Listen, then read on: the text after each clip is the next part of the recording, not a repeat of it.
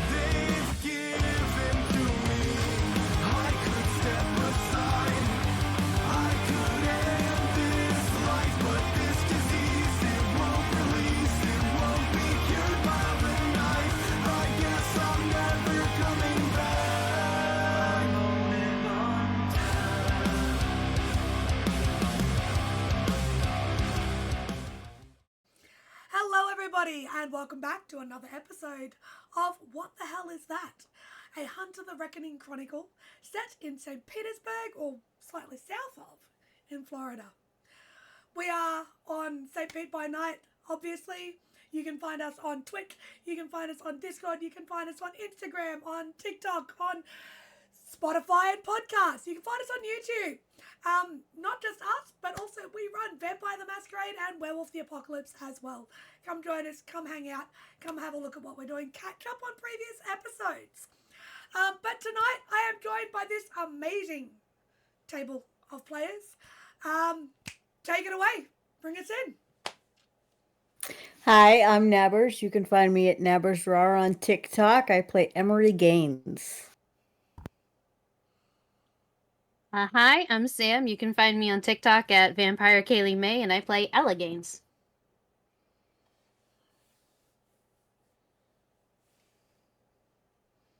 Hi, I'm Nexus. I'm playing Victor Hollow. Hi, my name is Chandler Fields. I'm Kingdom0905 on TikTok and any other places you seek to find me, and none of your business anywhere else. And I play William Barnett. Yo, I'm John. I play the ever faithful Nicholas Flynn, and you can find me on TikTok at That Nerd Guy. And as always, I am Coldark. You can find me on TikTok and Insta at Cole_Dark. If you can't find me anywhere else, tough. And you're not supposed to. But today, it's one of those days, folks. We are actually touching base early with this week. Last episode, they got a particularly disconcerting, interesting letter from one Dr. Cecilia Kruger, who has been an employer, an interesting individual, an informant, and generally a pain in the butt sometimes as well. So, we are going to touch in, I believe, William, you said you were inviting everybody to meet you at your home.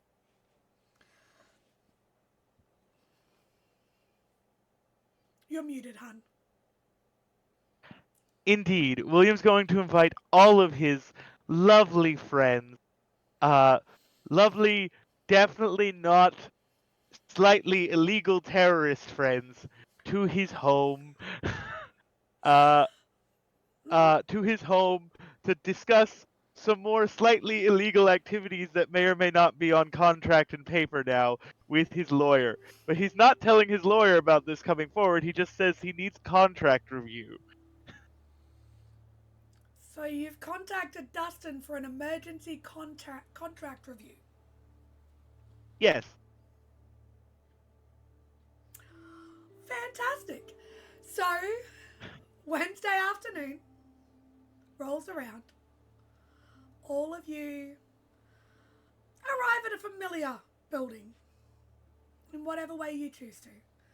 So again, the building is William's family estate home. Quite overtly large for a singular individual, but it was also the location of the garden party that ended so abruptly and strangely, and has potentially been what has prompted this letter. We'll see. So, Ella and Emery, would you guys arrive together, I'm assuming?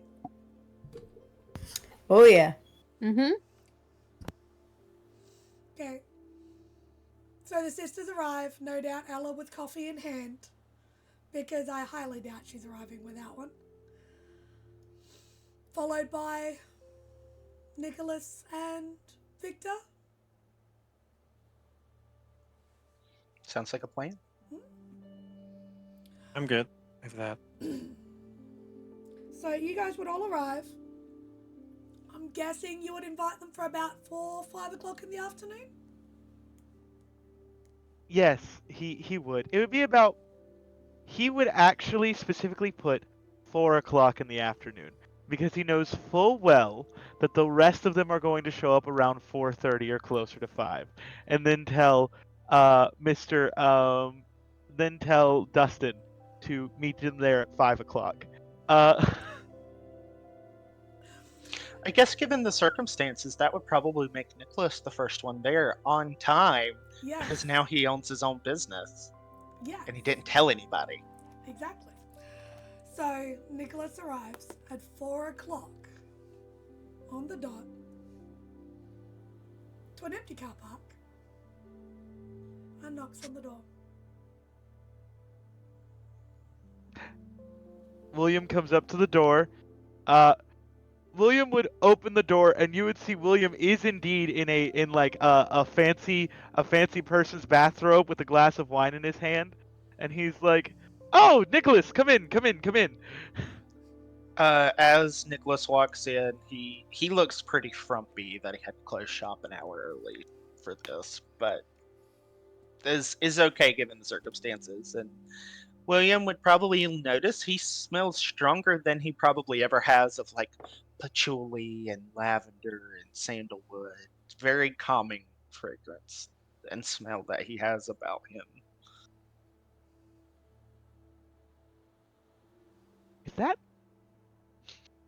Is that lavender?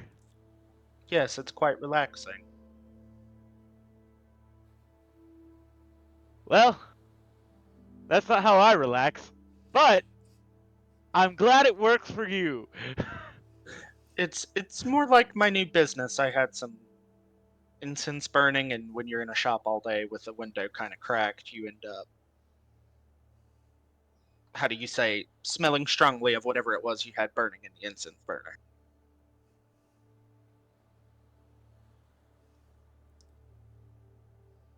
I suppose that make. I don't know. I don't do incense. That's not a thing that I do. So I don't really. I'm glad you enjoy it. Do you want a glass of wine? He looks at his pocket watch that he's wearing. It's 4 o'clock. Why not? It's 5 o'clock somewhere. So he's already set out a few glasses of wine, one for each member of the cell and one for Dustin. And he hasn't poured them yet. and he pours a bottle of white wine because Nicholas seems like a white wine kind of guy, and passes it over. Nicholas picks up the glass very eloquently, takes a sip of it. You cheaped out on the wine, William. What the hell? It's Look- about that time that Victor would probably knock on the door. Slightly late, but not as late as William would expect. Victor just walking in and going in the road with his car is going to look out just for maybe paparazzi or men in black lurking around on the neighborhood. With Just, awareness, you please. know, yep, Mhm. just to make sure, we never know with William. So, And the last time you were here was slightly chaotic. So yes, I can understand why you'd be looking. yep.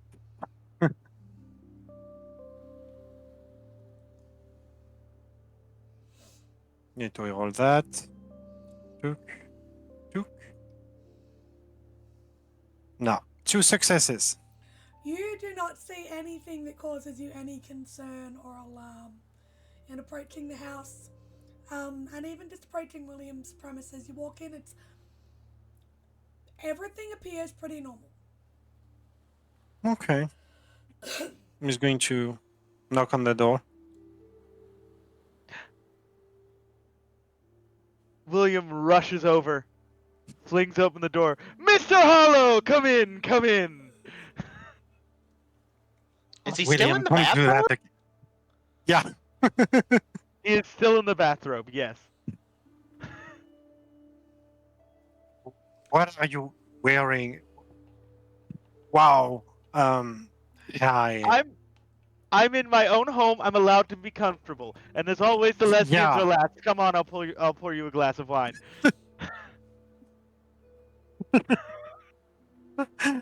Okay. After a couple of minutes, I would assume that the sisters would arrive slightly late, but not completely the 5 o'clock that William expects. Depending on how far we are away, probably pre 4:30. Yeah. So not that far after Victor at all. So you guys pull in a beautiful car that you own. Pull it in. You can see that Nick and Victor's cars are already there. So it's about 25 past 4 at this point. Hmm. You just walk up and knock on the door, or? Yep. Yeah. Huh! Well, would you know it? All of us are here on time! Well, technically they're late, but I accounted for this. I'm sorry, who's late? I was making sure everything was good in the neighborhood. You didn't have some I don't know, invaders like the other time. It's all right, Emery and Ella. You arrived at approximately 4:23, which I accounted for and told Dustin that he needed to be here at 5. However, you arrived faster than I had assumed you would. You do realize I was in the military, right? You were, but she wasn't. That's fair. Yeah, that's fair. He's the wild child. Nick lets out a cackle if he can overhear this. Ella's just glaring at William and then glaring at her sister. I was just pouring Victor a glass of wine. Would you two like a glass of wine? You got bourbon? Yeah, I got bourbon somewhere. I'll take I'm that. not really a bourbon guy, but Jeff was. Is. I haven't heard anything about Jeff then. Well, you know what they say about police reports for missing persons. It's never I'm good not to praying. hear. It's never good not to hear anything within the first 24 hours, and it's been like 2 weeks. So I'm hopeful. I'm hopeful. That's what I'm going to keep saying. Did they come over here and look at anything or no?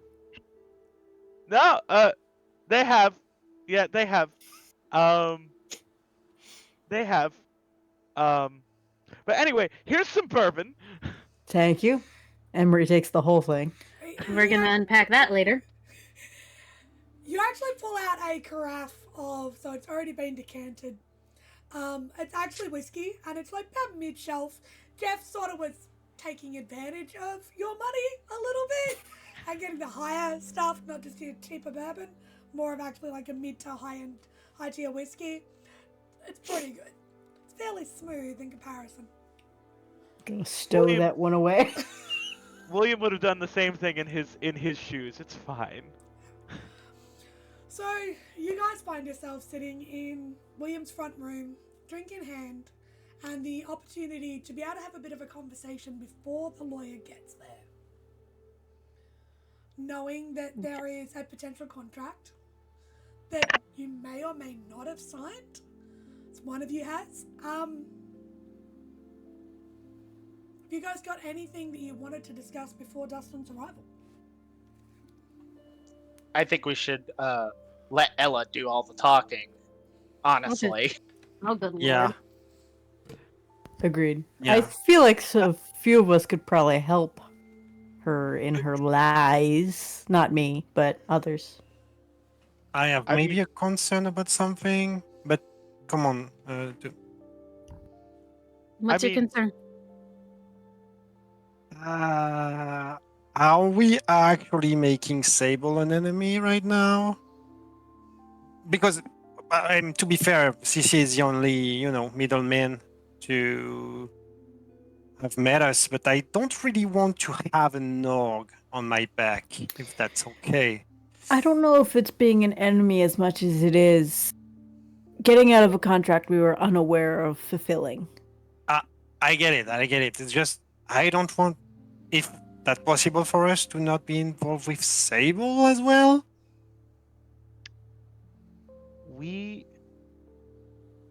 Well, as it stands, Sable seems to be already our enemy. They just simply are a more subtle one. You think CC is actually like an higher up from Sable? I Like don't she think has the CC's power to. I don't think CC's a higher up. I think we're dealing with a massive corporation that would step on us if it meant that it increased their bottom line. Hmm. It just so happens that they're also hunting monsters, which is admirable. However, we have to keep that in mind. They're a massive, wealthy corporation that doesn't care about anyone else or anything else. And the fact I is, know. is that we are getting in their way. I know, And but it's already, dangerous enough with, with all the help we can have. So if we get an enemy who is human, going to be more problems for us down the line. we already have enemies that are human. In fact, I'd argue most likely we have more enemies that are human than we have enemies that are supernatural. Sable Enterprises sees us as gnats, so we need to be able to defend ourselves in case they already decide against that. And they're already attacking us now. This letter itself is an attack against us, an attack against our sovereignty. It is an attack against our personhood. Yeah, but we don't know about that. Maybe she acted alone. She proved she can act alone before. She's not acting alone. I mean, we have issue cameras and stuff. The issue becomes, Victor, this is a social tryst, if you will. Yeah, I get it. And most of the supernaturals that we tend to deal with on a physical front. But there is something to be said about the element of a little social parlance, if you will. Yeah, Nick grins over at William and Ella. it's just, they can hack in the day then. You know, I that's a problem.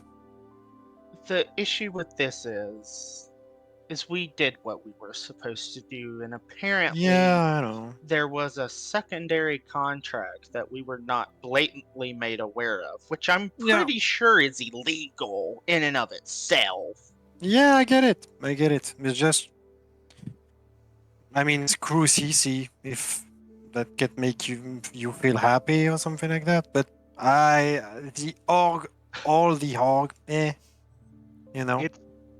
This isn't about making us feel happy. This is about making certain that we're safe and protected. Because if they can do this to us once, and we allow them to do this to us once, they'll do it again and Yep. again and again until they throw us at something that they can't handle on their own and they expect to kill us, to write us off as just necessary losses. And it seems like that's what CC has already tried to do twice now. Yeah. From the very beginning. How can she be so sure that the binder is fucking false? It's a lie too. Simple. Yeah, that's also what I'm wondering. How does she know? My hypothesis is that she has some way of testing vampiric alchemical operations, or VAOs of that, as I have labeled them, which implies she may have a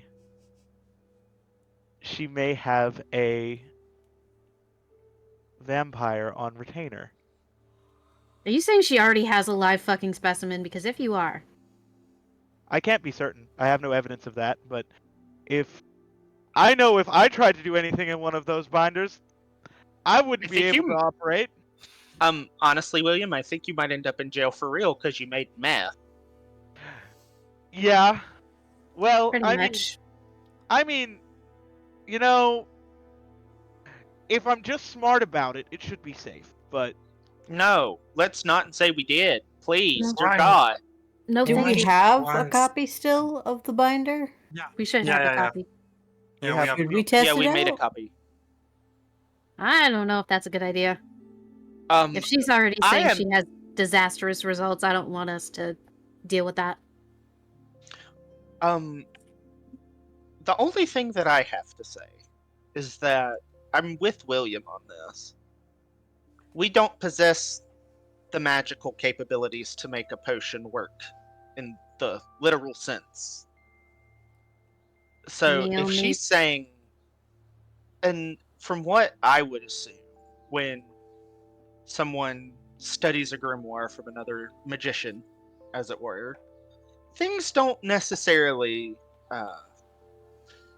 work unless you know how to make them work. I have two concerns too. First, um, we give her the binder. She tested it out somehow. We don't know, but I was curious if the Arcanum can confirm that fact, William. I mean, your organization like is really like I old and stuff. So maybe. am incapable of calling in any more favors for the moment. Dustin and my legal protections were enough. We. I I need mean, more it's time not to be able to. it's not a favor, right? It's just to. It Wow. kind of is to them. It's It'll be a favor. and I can't owe anyone any longer until I manage to build up my reputation again. Which I think I'll be able to do rather quickly. We just need to find a supernatural so we can test them. Second thing, I'm really concerned is why I mean, do you remember the camera footage from CC being like at grannies and stuff like that? Hmm. I mean, we saw she has like people to drive her and to protect her and stuff like that. So why the fuck she was here in person? Why was she here? Because we invited her to the gala. No. At Granny's, we have footage of her being at Granny's. Why is she doing the grunt work? Yeah. Maybe because she knew she could handle it and was passing off things she knew she couldn't handle to people who she thought maybe were capable, or removing a pawn from the chessboard. And- Maybe it was a. I think personally, it was a test. She wanted to see what we were capable of because we were new movers in the area, and she wanted to see how much of movers or shakers we might be. We achieved the goal rather quickly and removed the ghosts rather quickly, and so she decided that we were a threat that needed to be handled, and so she sent us after La Celestina, and then after Frankie. One after another against larger threats that she thought might be able to take us down, and so far she's been proven incorrect.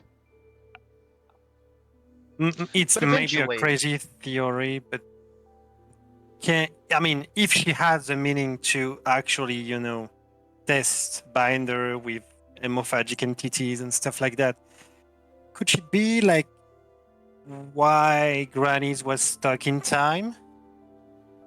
I don't think she's the reason why You Granny don't was stuck think in so? time. I think she was taking advantage of that fact. I She could think test, did anyone ever tell Granny that something was taken from her when all of that was Yes, going on? I spoke with her. Did she tell you what it was that was taken? I wasn't here for that, so I don't know. If I recall, no, nothing was taken. There were a couple of things she was still sorting through, and I haven't checked with her since.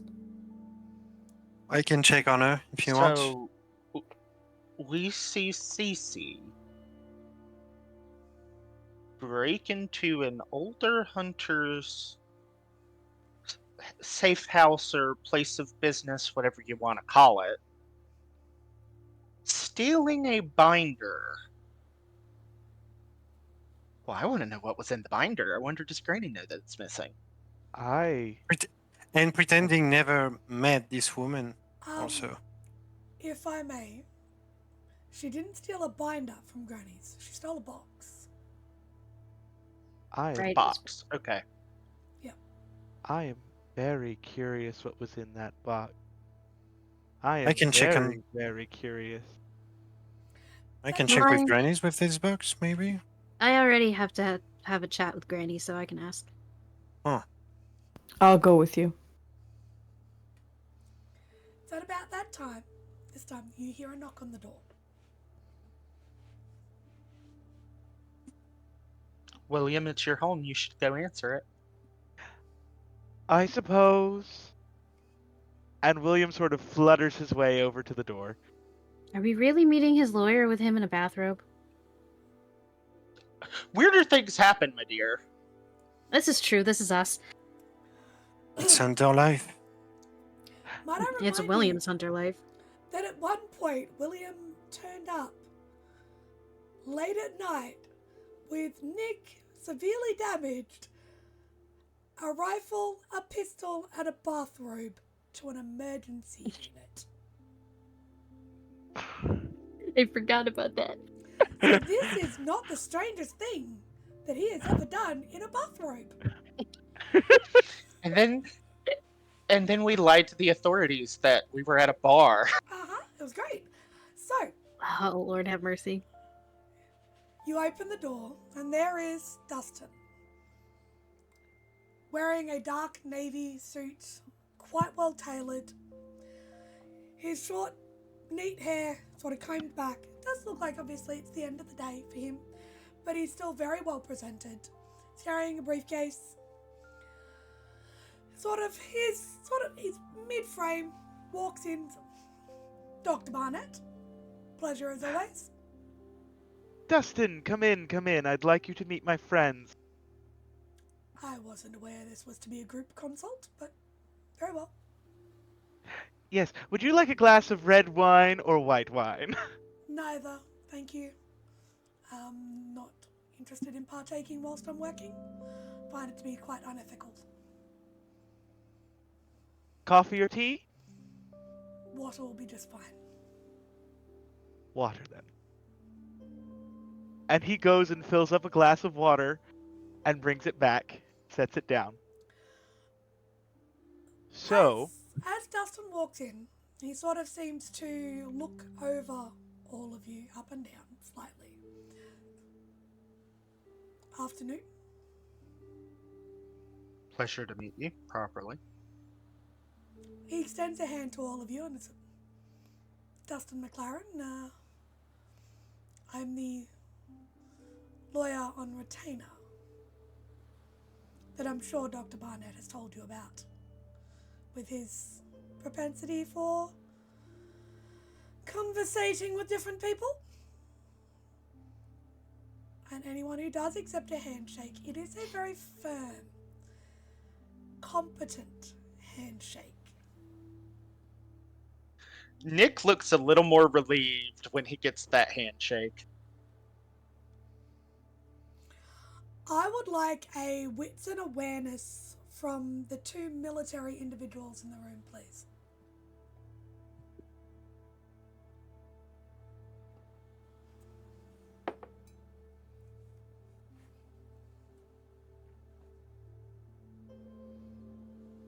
I really need to buff this guy up.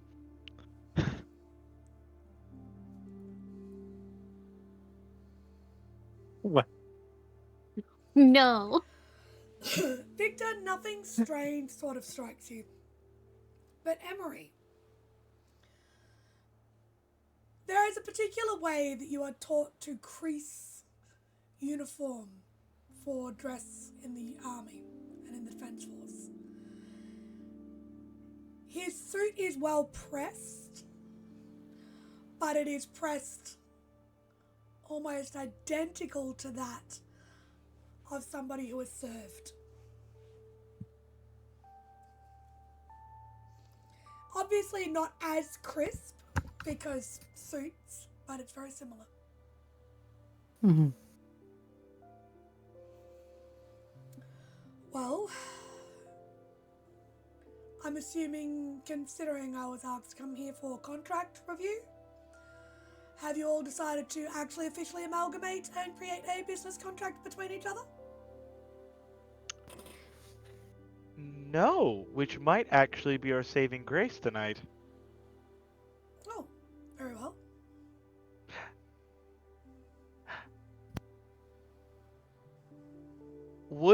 Could we have reached out to CC and gotten a copy of the contract for review, or are we just sort of left on what we have?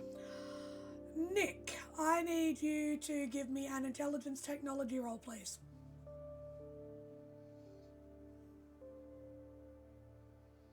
Because when it was signed, CC did inform you that it would be forwarded to your email. So have you found it in amongst your spam emails and everything? If he can't, can I make a global edge test to hack into his email? Just ask him what the fuck. William hacking into anything is triggering. 3 successes, and I did pop a wheel. I was going to say, you only needed one. You're going through your own email. You actually do have a copy of it. Well. You actually do have a copy of it. It was sent to your spam inbox, but because it was essentially for a financial institution, it is the law to send you a copy of it. She did state she was going to.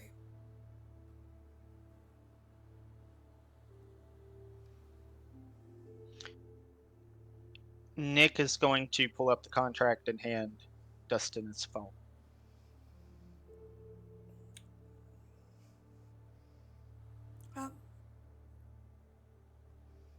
Would you mind, Dr. Barnett, do you have a printer? Yes, this way, to the office. If we could print out a copy of 2 of this would be preferable, please. Yeah, of course. Do we still Yeah, of have course. the email from CC on our phones? We printed that out. We did? Okay. Nick made a point at last episode to print that out, so we have a copy of it in case it disappears in the email. Mm-hmm. So you go and Give him the email too. You go and get the contract printed Yep, out. and Nick would probably have a bag with him, like a book bag. Pulls out like a little folder he's kept the email and stuff in, and is like slides it to where he was sitting, so when he gets back, he has that as well. Very well. If you wouldn't mind, I just need a few minutes to actually review over this. What seems to be the issue with the contract? What is it exactly that we are going over here? If you could perhaps give me a explanation in your own words. We completed the contract. She was not happy about that because in her mind we failed, but we did deliver what she asked for. And that's it. They are claiming we are under contract with their company, and due to our inability to finish the job in an appropriate manner according to what they want, they have since threatened legal action. And since a threat of legal action has come through, that means we must speak to our lawyers, because once legal action is threatened, all communication must cease, even if continued action is required further. For someone who uses many words that are not always needed, William, you have a point. One moment. And he goes over the contract that CC sent through with the signing for the payment from the delivery of the binder to Frankie. From Frankie. And as he's reading over that, he sort of marks on his copy a couple of points. In the fine print, might I add. Well, okay, reading over this appears to be a standard handover of finances for the cessation of a contract. So you completed the job, you're paid for it. However, it does state here, and he points out a clause at the end, that upon signing this, you agree to remain on retainer for Sable Enterprises for any further endeavours that may be required to be negotiated in the future.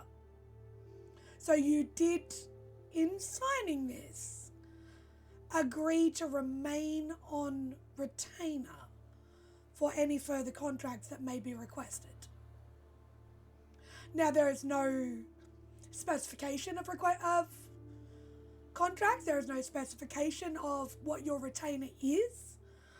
I'm going to assume from the amount of this contract, whatever it was you handed over was of extreme value. To her, yes. So it's definitely something that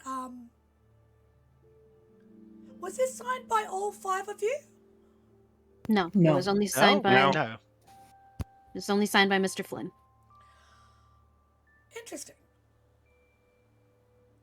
Because they've made a mistake in their contract if they wanted to include the employment to main all of you. She didn't specify that, did she? There is no specification that it is for all involved, all parties involved. It states the signatory.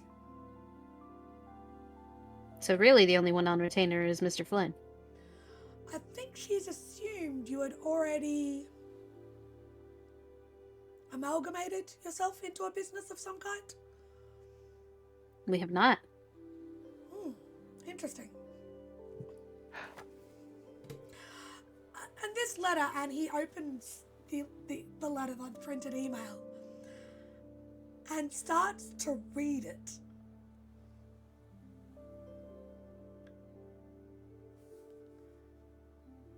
And sort of, you can see that he's slightly taken aback by the contents of it. Hold on one moment, I'm just going to pause, because I need to pull it up so I can get the precise wording. Exactly why I pulled it up. The exact statement is quite shocking, so... Where is it?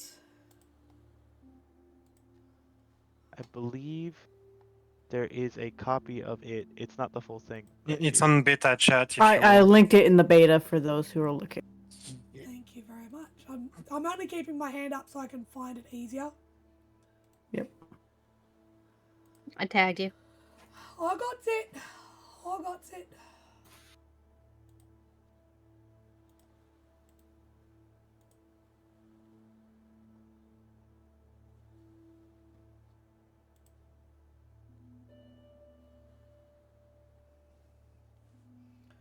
Keep that up. Mark is red, so I don't have that notification sitting there annoying me. Awesome. Bless you. 2. This is at 41. Pardon me. So, as he's reading over this, he appears very shocked. Anybody who actually wants to read into him properly, please give me a Whitson insight. Yes, please. Can I get my fear specialty? Yes, you Fear? actually can.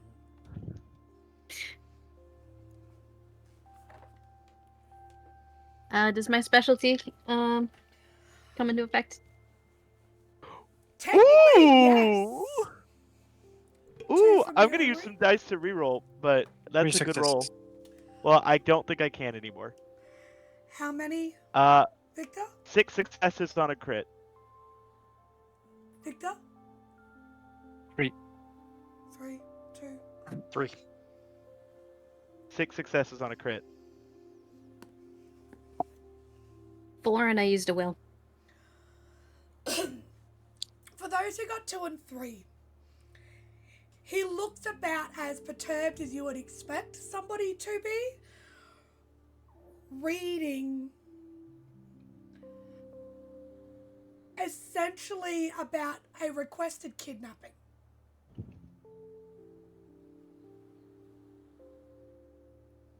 Because that is what it is.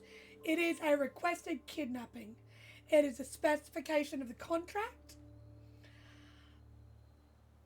And Maybe the not sure. expectation, so the actual final statement, he sort of, as he gets to the final paragraph, you see his eyes widen. As he reads over, what you assume is, should the individual lose a few limbs in your acquisition of him. Ella with 4. He definitely, you can still see everything you just heard, but also you notice he's covering something slightly. In his shock, there is a recognition of potential understanding of what is happening. William never told you guys where he hired Dustin from. William.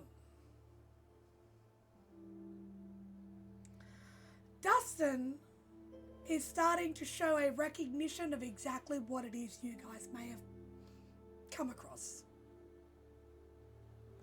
You know that you hired him through an Arcanum contact. So you're not 100% certain of his knowledge of the supernatural, but from his reaction right now, there is a good chance that he knows a good idea of what may be being brought in. And with that critical, when he reads over the "you work for me and you work for Sable," he's scared. But the fear doesn't seem like fear for himself. It seems like fear of a knowledge of a memory, if that makes sense. So he reads over this, clears his throat,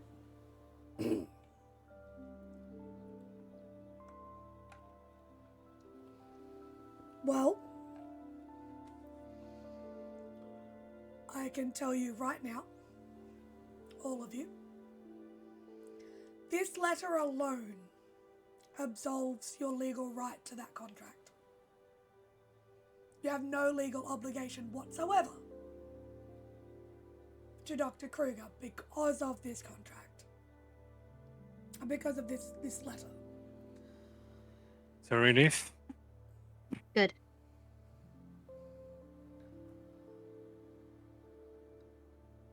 Technically, Mr. Flynn, you are a contracted employee of Sable.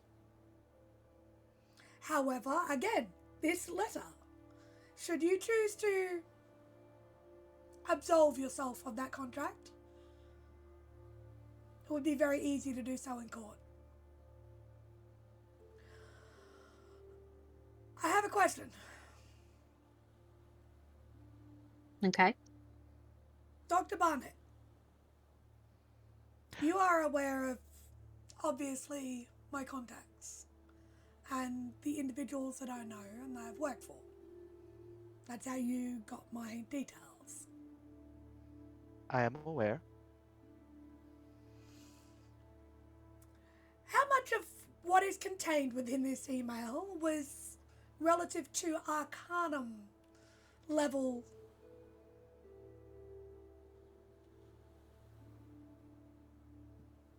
information, interests? Would you like that glass of wine now?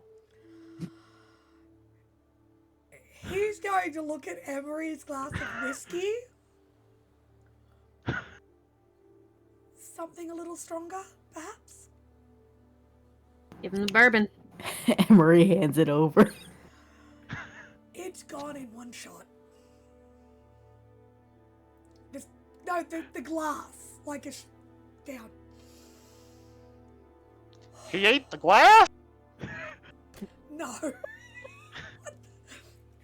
He drops the shot, puts the glass down.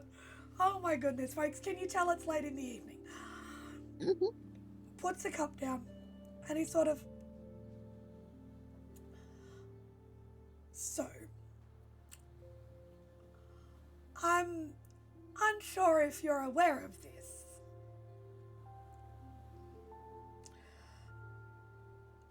The law firm that I work for, or that I used to work for, I am now an independent. I do so for a reason. Was owned by Sable. I have worked for them directly. Good. So we have a defense now, right? Yes. Or at least Um, someone with an understanding of their inner workings. What subsidiary of Sable is Dr. Kruger an employee of? Biotech Industries. Yeah, biotech.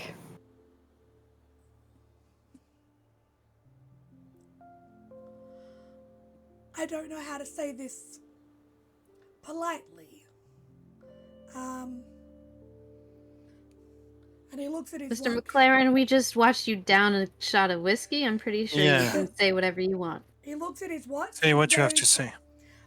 It's past 5 o'clock. Fuck it, I'm off the clock. Do you know what they do? I know that they do what we do, but on a larger scale. It may be different in some points. Do you know what the binder was for? Yes. Lab actually. research. Vampiric alchemical operations, or VAOs, as I have dubbed them. It was like a old grimoire, Dustin.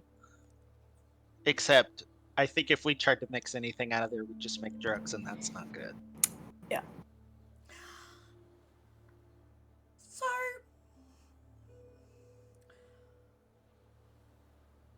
you are correct. It is of supernatural nature, which, having worked for Sable and then for Arcanum, I am aware of.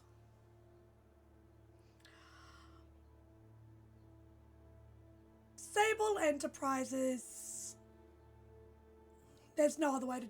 It is an old company.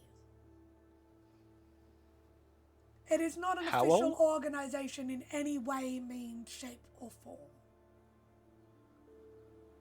It is an upstart. The organization itself has been around for many decades.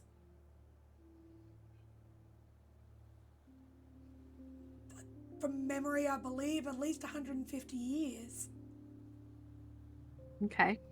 and has relocated to different areas around the globe when it is required to. Its most recent shift to the wonderful state of Florida was from Milan.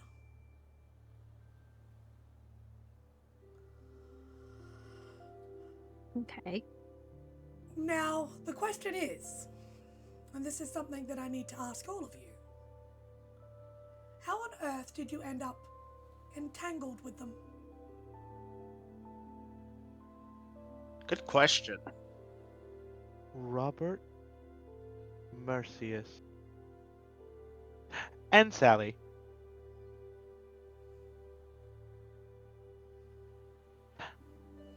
He sort of takes out a pen and a piece of paper and on his notepad and writes down the name.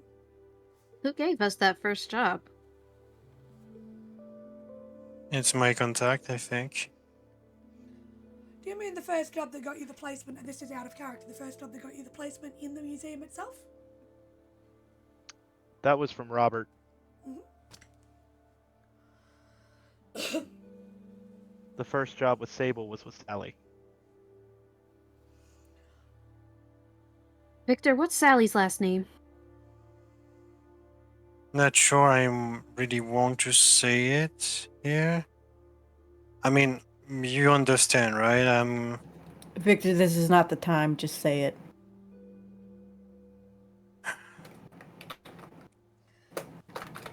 Just a sec. Her name is Sally Dinkley. Dinkley, yeah. Wasn't sure. Sally Dinkley. But yeah, don't go after my contact, please. I'm If she's not Can you setting not? us up, I'm not here to go after anyone. I don't think she is, actually.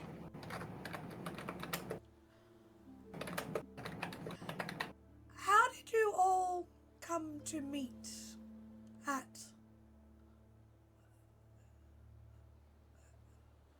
I'm curious, at the Well, museum here? Well, just in general.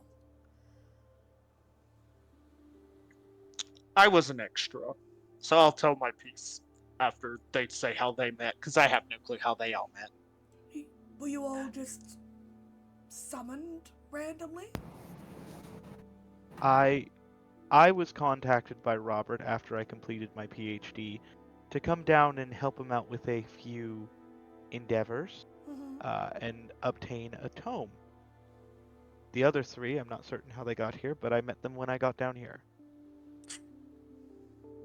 My contact told me that I can work here, do what needs to be done, and at the same time finding a place to stay a bit. That's why I was in the museum in the first place.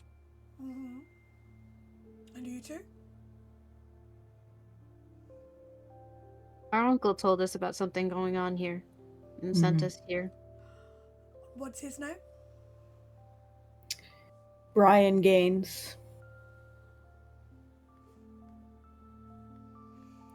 Something really interesting about Sable. And he goes to pick up the glass again, looks at it, because it's empty. And those who got a higher, so Ella and William, notice the glass shakes. Just a touch before he puts it back down. They have a habit of recruiting groups of individuals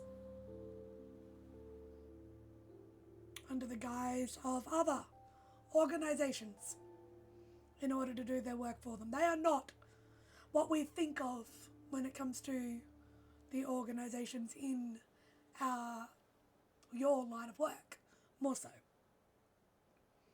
They're not like the Arcanum. They're not like any of the other. Yeah, but if I'm correct, the Arcanum was tolerating them, right? I mean, Robert was here. You are in the Arcanum as well. I am a recent addition, having left Sable's employ.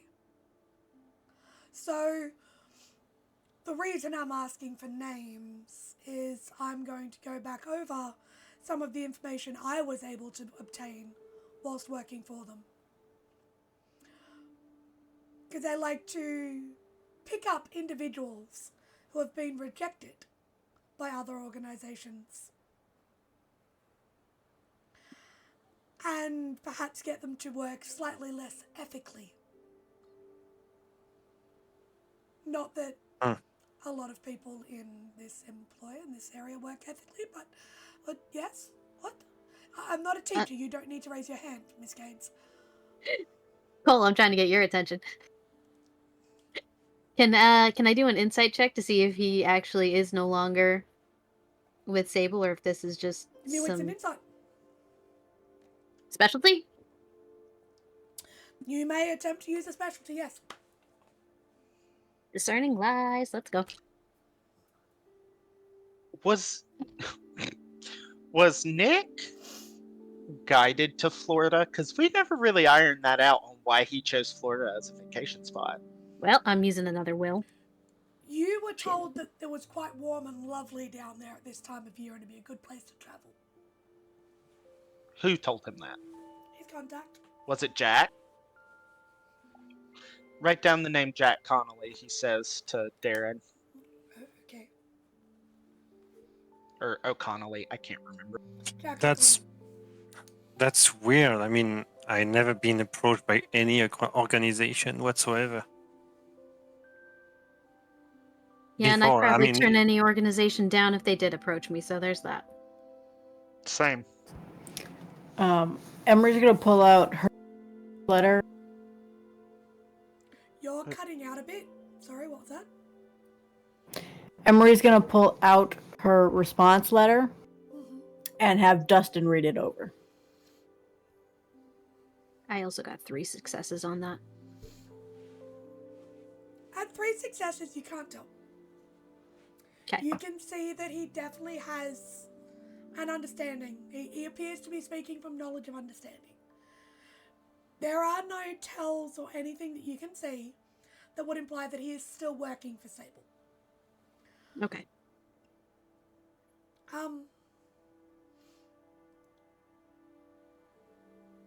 He sort of looks at you and he's like, you seem to be effective in what you have been able to achieve. So whether More or you've less. worked for an organization or not, you obviously have the ability and knowledge.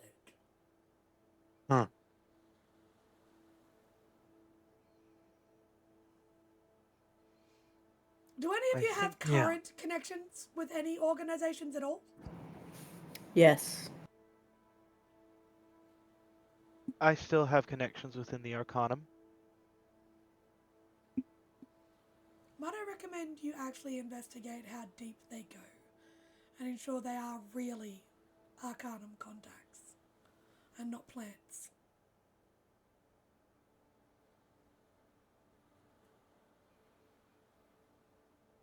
How do we discern what's a plant?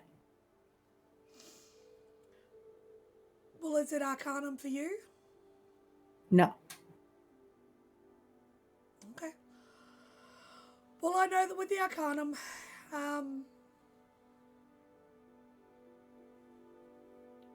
they would need to travel to where the meets often are each year. You should be able to trace them through the intranet that it would be available to you if you are a member. The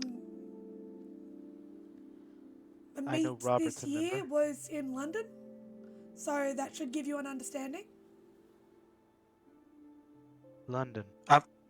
Robert didn't say he was going to Milan, right? Robert went to Milan. Robert lied. And just to be sure, you said the previous operation center was in Milan for Sable, right? Yes. It's obvious Robert. on their fuck. website. You can go and look for that. I'm actually surprised Robert. you hadn't, William. Oh no, I knew this. I knew this a long time ago. It simply was not relevant until now. Robert lied to me. Again, I am going to highly recommend one thing. What's that?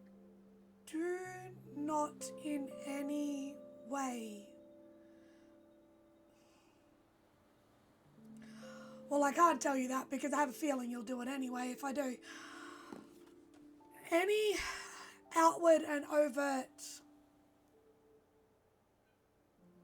for lack of a better term, rebellion action against Sable will bring a sudden and swift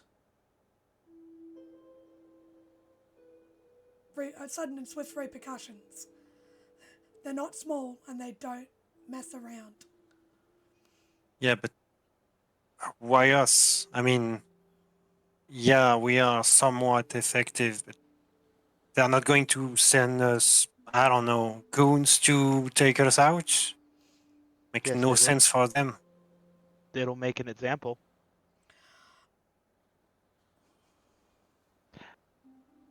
And I nothing need to said change that my safe house then. and nothing said that this action needs to be physical. Nothing said that this action needs to be boots on the ground, guns in our faces. There's many ways to skin a cat. Uh-oh, I cut out. There's many ways to skin a cat. Nothing says that this action needs to be physical, boots on the ground, guns in our faces. They They can still might- destroy our lives without killing us. Precisely. Exactly. It's also quite common for individuals to feel like they have to work. Sable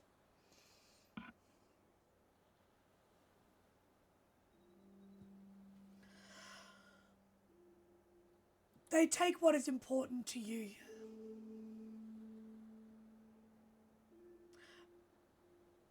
In order to get you to work for them. Fuck.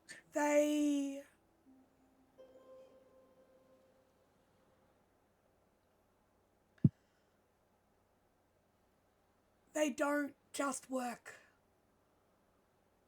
with money. They don't. If they decide that they want you, they will find a way to keep you. If you have been brought in by individuals, there is a chance that those individuals didn't have a choice. They may have viewed this as being the safest option for you. ST, where Victor is going to look at his phone to see the last time Lily sent something, you know? It was this morning. And You saw her this morning before you left for work. and yeah, he's going to be a bit relieved, but William,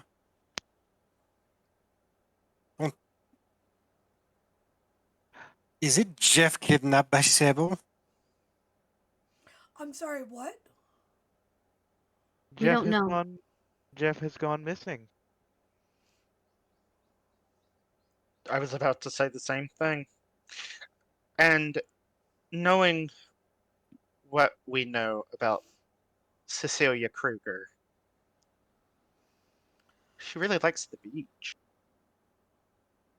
Well, There is a possibility, but I would like you all to think of the fact you were sent here by people that seem to have some level of care, perhaps. You all seem slightly betrayed by it, so I'm assuming they care for Victor, you look, and you care for hey. them.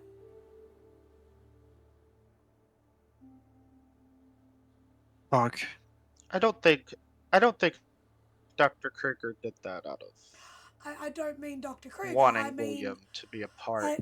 he looks down and he's like, Robert Mr. Mercius, Miss Dinkley, Mr. Gaines, Mr. O'Connell? Do you think? I mean, you saw her, right, Nick? Do you think she can be working for Sable? Sally, I mean. I think, based on what.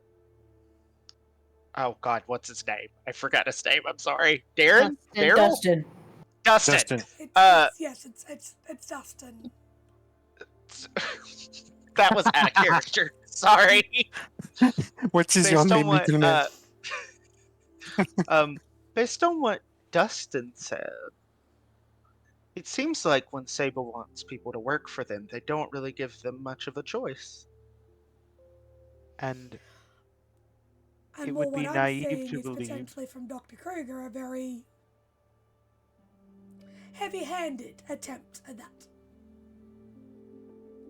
Seemed like floundering to me. it seems like okay. she's desperate.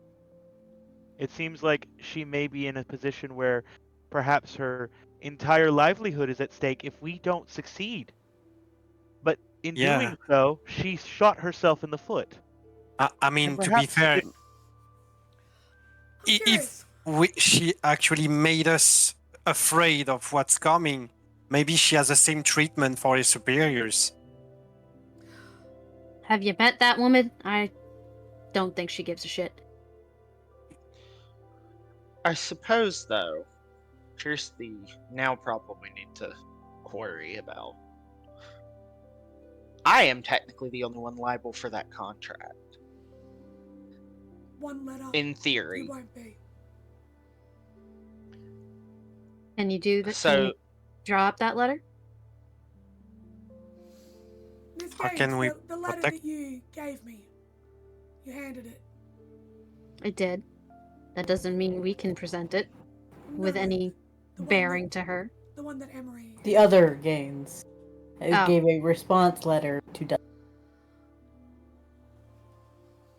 so we need to be extra careful moving forward. But we possess an opportunity here. We're free of contract, and if she tries to take it with us, she'll be ruined in court. Sable Enterprises, as it stands, is a massive corporation that we don't have the resources to fight necessarily. But what we do have is we have an opportunity to weaken them and get them off of our backs. Yeah, Because I'm not so sure I'm good with trying to weaken them, but as long as we get Cece and the rest of them off our backs, I don't give a shit. I think if Cece loses this contract, I don't know how long Cece will be employed by Sable anymore. And that sounds like a Cece problem. That does sound like a Cece problem to me. Mr. Dustin, how can we be sure, like, our families and maybe our group is actually, safe from Sable grasp? How can we prevent anything happening to our loved ones? The same way you do every day, Mr. Hollow. Look behind you when you close the door. Do what you do now.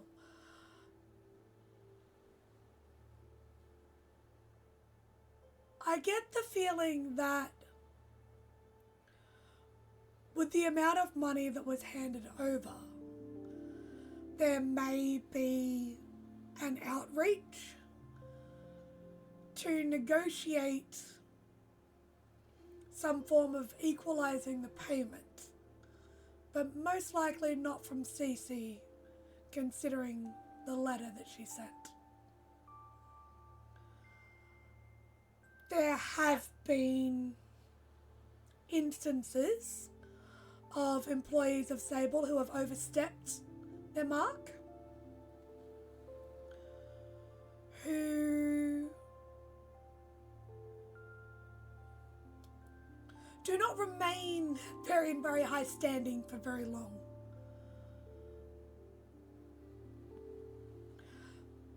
But you may be approached by somebody to equalize that payment. because that was a large payment for a job that, I'm going to be honest, I have seen other individuals be paid 50 to 100,000 for.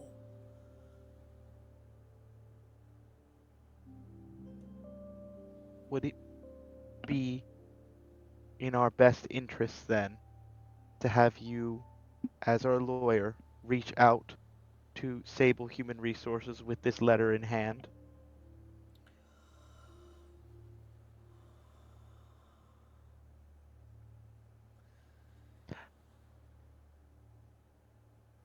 It would definitely make a very loud point.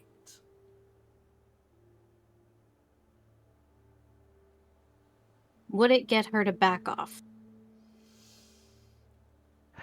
I think that the letter that Emery has written, but again modified slightly, to clarify that it was Mr. Flynn that signed the contract and that her demands immediately void the contract in a court of law, because she openly stated that she is requiring an individual to be detained and brought into custody without law enforcement being involved in this, and openly stated that bodily harm of the individual was fine with her. That should be sufficient to get her to back off. If you are to ensure that it goes to Biotech Enterprises email in an official capacity, then it will be picked up by HR anyway.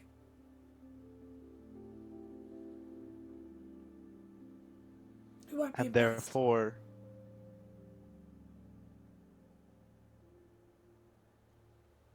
their best bet is to protect the company, and she just put them in a lot of potential legal trouble. Because if they attempt to enforce the contract, then that would require they would be on the hook for our legal fees potentially, as well as potentially any other settlements that would be required should they lose. So Human Resources would be very grumpy with Dr. Kruger. She didn't seem really preoccupied by human resources, per She se. may not be. Just be aware that Sable really don't care about the money. Do you Sable really think that they want it out in public in any way, means, shape or form what they do? They'll care about the legal proceedings because they're public record. But they care about their image. They care about hiding exactly what it is that you hide.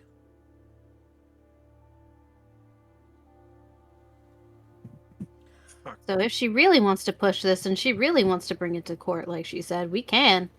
We'll also expose the company for what they are. I'm going to be honest, it would be made out to look like crackpots and lunatics, conspiracy theorists. It's not hard to fabricate that. Miss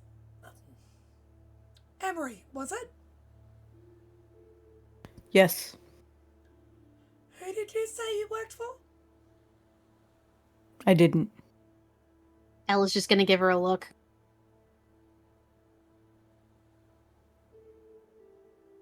Come on. That's fine. Whoever it Yeah, is don't- you do work for, I would recommend asking them about Dr. Kruger. See if they have any knowledge of who she is. Understood. Thank you. By the way, they can have like problems with the other orgs of, I don't know what's the name of MRE, but maybe the Arcanum, like stepping into their territories as well.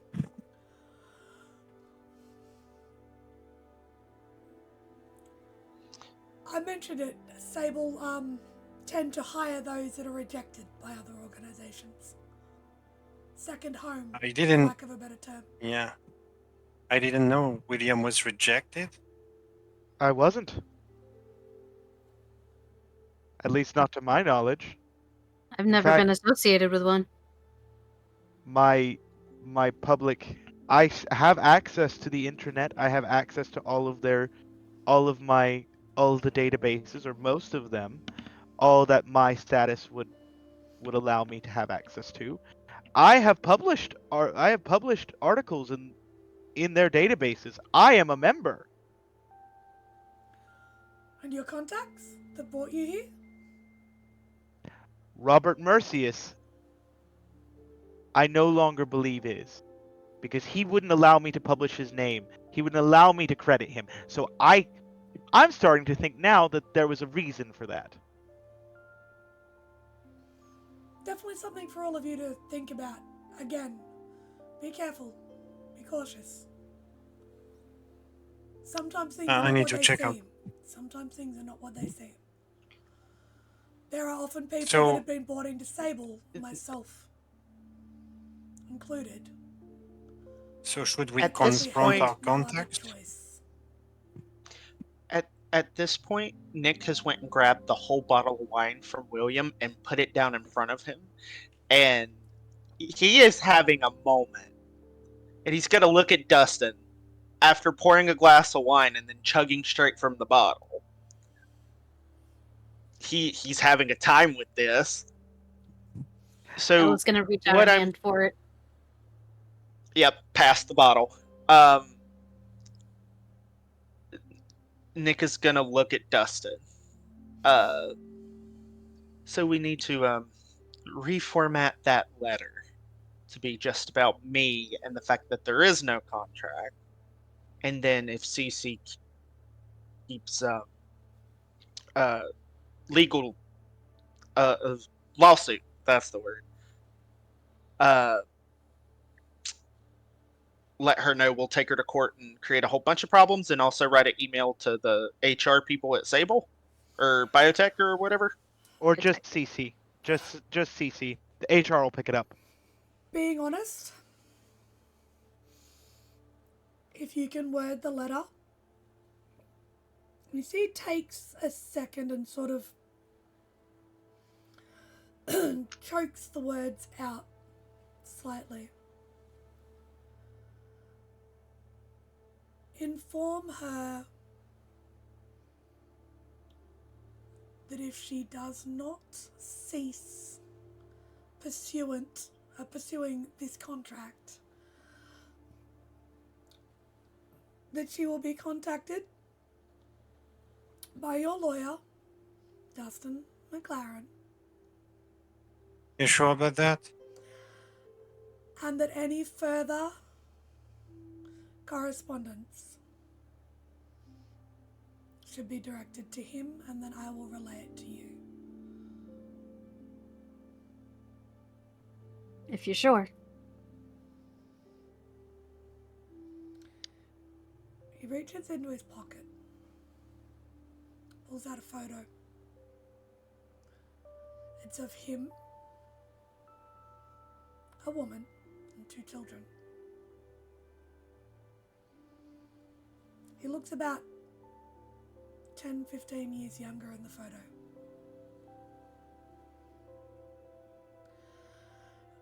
And he slides it across the table.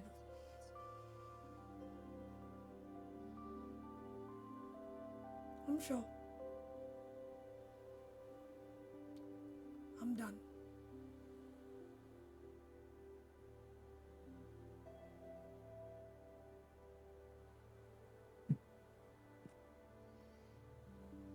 Enough. Understood. If you send this letter, stay in the light.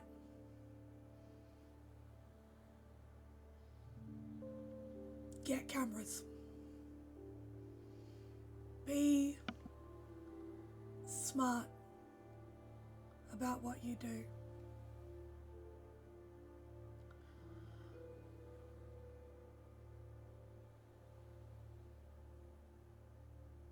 If anyone is missing,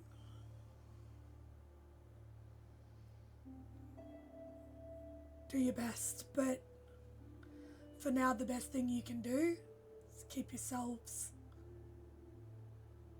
okay. We'll see what comes out of this. My name, hopefully, will make her think twice. Okay. Buy you some time to figure out what you want to do. If the other four of you are anything like Dr. Barnett over here, I have a feeling it's going to be interesting. Okay. Ella's gonna take a good look at that picture. Does she recognize anyone in that picture? Woods and Winners. Yeah, me too. Are you saying, Dustin, you think we might have a chance?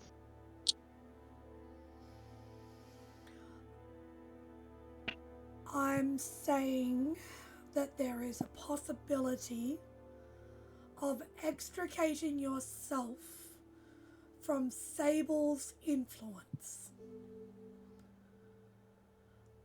They don't like to let go of what they have. 5. 4.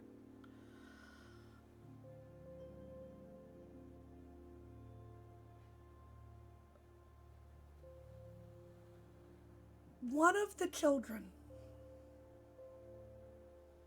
a young girl,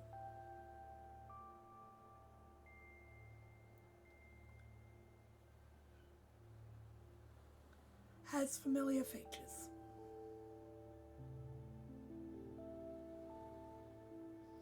You can't Who? quite pick who. But Ella, it is familiar to you. Victor?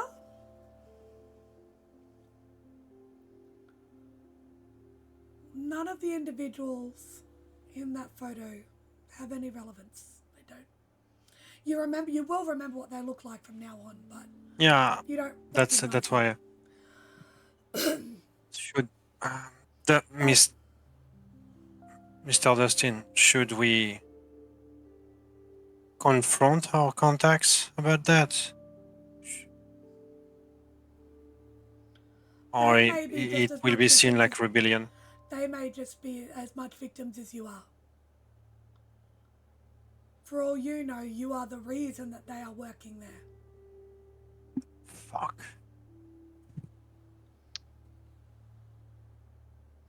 So, I would recommend doing some more research into individuals yourselves. Talk to people that you think may be helpful. Do you have anyone that isn't contacted? It isn't through them? no. I'm really new here in this world, so she was my only contact. Is there anyone that you guys have spoken to that had no connection to your connections? Frankie DeLuca. And Granny. Granny? Don't talk about him, William. Thank you. I'm not going to go to his place and take some tea.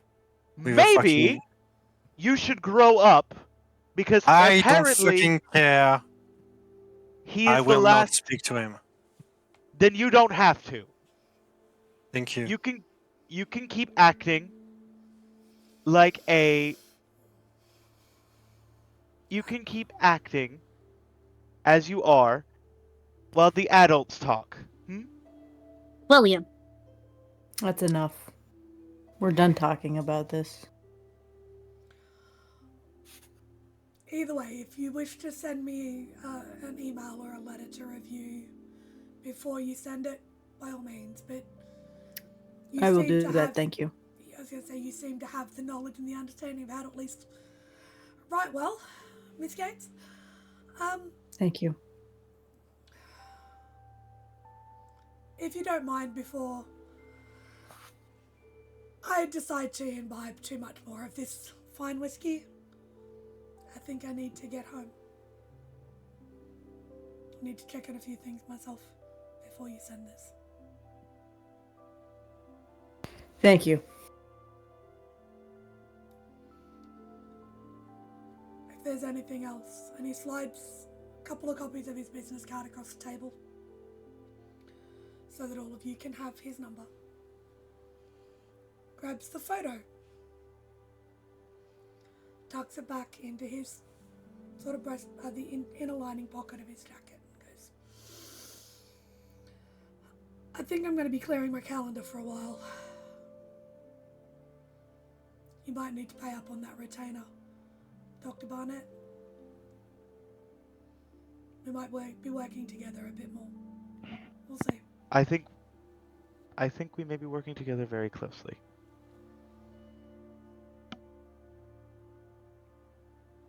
Me too. Have a good evening. He stands up, offers a hand to anyone who'll take it. Nick is a little drunk at this point, kind of. And then as he's shaking, realizing how drunk he ended up getting, looks at William. Hey, you mind if I stay the night? I don't think I'm good to get home. Might be an idea. I don't think I want to be getting you out of a DUI as well as a contract, Mr. Flynn. Yeah, I'd appreciate it, William. For what? Dustin, he really shouldn't be driving, I don't think. I was talking to William. Oh, I was okay. talking to William. Well, apologies for being the bearer of bad news. For what it's worth, good luck. You might actually be our saving grace. It's the first time for everything, I suppose. Gives you all a bit of a nod and walks out the door. And goes and gets in his car, and anyone who looks out the window would see he sits in the driver's seat, hands on the wheel, and sort of takes a moment. You see a couple of big deep breaths, and then starts the car and he leaves. You all have a lot to think about. Some interesting revelations. The hole's a bit bigger than you thought it was, but there's still a ladder on the side. It's a way to get out. We'll come back after this break. I'm going to go move our bodies, have a bio. When we come back, touching base with the individual members. Perhaps I got a bit of research and a few things to do. Go and stretch your bodies, get some movement in, grab a drink, grab a snack. We'll see you back here after the break.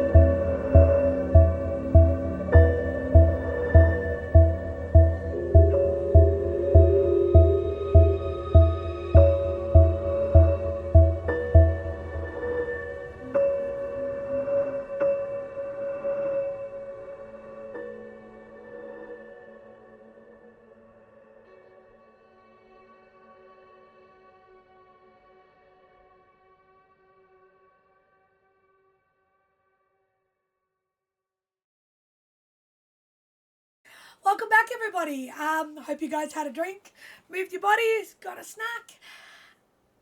Maybe prepared yourself for some of the things that are to come, because we're going to dive straight back in tonight. A couple of days later, maybe even a day later, actually, considering. William, you've been hit with a bit of crazy information. Got a few revelations about someone who's rather important to you. And it's casting some doubt as well, I believe. So what exactly is it that you're planning on doing? Well, William is going to reach out, and William's always publishing papers. He's always filing for research grants, all that stuff. And he's going to reach out to Robert and say that because he's probably gotten a new research grant in, and he's going to reach out, to Robert and be like, normally I would ask Jeff to celebrate with me for something like this, but even if it would just be over FaceTime, but he's still missing, and I would like some normalcy. Will you celebrate with me will you come and celebrate with me at my house just to make things a little more normal? Yeah. For a little bit. He would definitely be like, of course. What time? 5:30? Okay? 5:36. Fantastic. I'll bring a bottle. It'll be nice to just relax. It's been a very interesting year. It has. Very much has. And he will turn up. He'll turn up at 5:30 because 6 o'clock's a bit late for his little old man. And you'd well know that he eats dinner at 5 and will then do visits if needed after that. And he doesn't live too far away from you. So he turns up at 5:30. Looking very, very distinguished for the evening, but slightly relaxed. And rather than his normal suit and tie or the tweed jacket, he's actually just wearing a casual polo shirt. A polo over just a pair of plain slacks. He's actually looking almost casual, which is not something that you see very often anymore. And he walks up to your door, and he's got a small bag, and he sort of knocks on the door and waits for you. William's going to come down, or not probably come down, because he's probably working on, because I feel like William probably bakes. Not well, but when he's stressed, he bakes. Okay. So he's coming from the kitchen because he had prepped a cake to be finished at 6. I would like you, please, to give me a dexterity and craft roll. And this is why I said not well. Just roll for cake. You know what? We're gonna spend a willpower. We're gonna try to get some successes. Mm-hmm. We still got no successes. Thank you. And No that's successes. noted. Awesome. So William comes out of the kitchen. He comes out of the kitchen. He's wearing a sweater vest, and an apron over top because he's been baking. Mm-hmm. He always dresses nice, even when he's at home alone. So he's got like slacks on, because it's nice to be comfortable. But also he expected company over, so he's not gonna wear a bathrobe because he respects this company. That's an interesting thing to say about your party, but cool. Yeah. So he shows up at the door, and he's like, you can probably smell the burning cake that's over in the kitchen. Mm-hmm. He's like, Robert, you're here. Evening, William. Yeah, it won't need to be killed. It's just a rat. It will need to be allowed to breathe, though.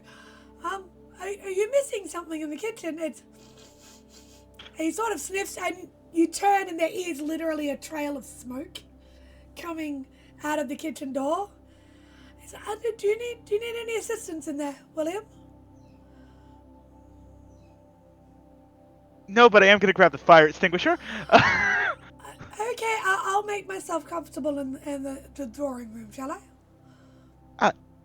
Yes, please. I put some plates out with some snacks. They're obviously the cake's not happening. Of course. Did you make these? No, go deal with that first. I'll talk to you after.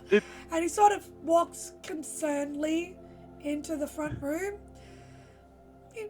It's like a Walmart cheese tray.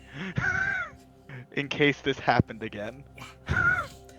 I will tell you that the cake is burnt on the outside and still liquid on the inside. Somehow. It's up to you whether you choose to still serve it.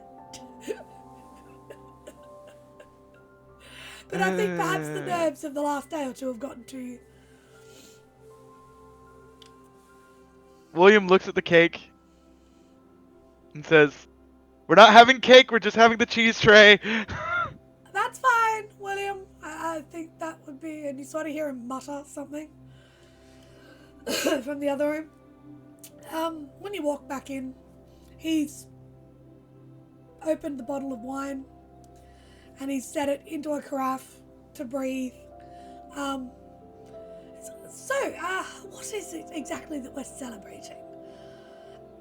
You mentioned it was a research grant, a new one. Yes, You're doing quite well at the academics. I'm very proud of you. I am indeed. It's actually got to do partially with the research grant, but also with the library. I've been campaigning for some new tutors. That seems to be going well. Mm-hmm. Just all in all, it seems to be, everything's going well for once. It is quite a pleasant change. You've had quite a tumultuous career, so it's quite good to see you exceeding in things yet again and being recognised for that. Yes. I've always... You can't change things that happen, And, I'm one of these people who I have a tendency to... How can I put this? I have a tendency to put the cart before the horse often, but I feel like in this case I haven't. You have tended to do that, and I feel that that's the energy that you bring to your research, and that's often can be a blessing and a curse sometimes, because, don't get me wrong, some of your hypotheses have not always been substantiated, just simply due to your own sort of excitement, for lack of a better term. But the research has always been sound once you slow down and do it. So it's your enthusiasm is definitely something that I admire with your work. In my age, you tend to get a little bit jaded after a while.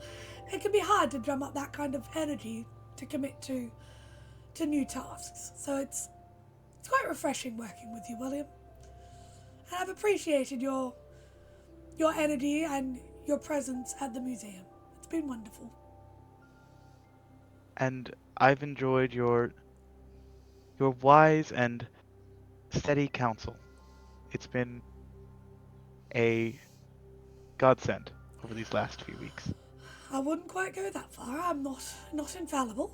I do make mistakes quite often, and I perhaps haven't been around as much as I should have been the last couple of months. It seems that there have been some revelations and quite some interesting situations you have all gotten yourself into. I do worry about you all sometimes. Those friends of yours, they're an interesting crowd, but I do find them quite bewitching. I've enjoyed, again, having the youthfulness around. It's been quite nice. I enjoy their presence. Most of them.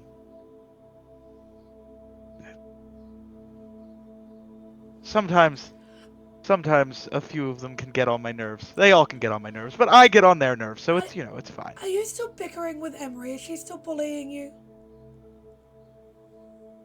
Ironically, I feel like we get along better now than some of the other ones.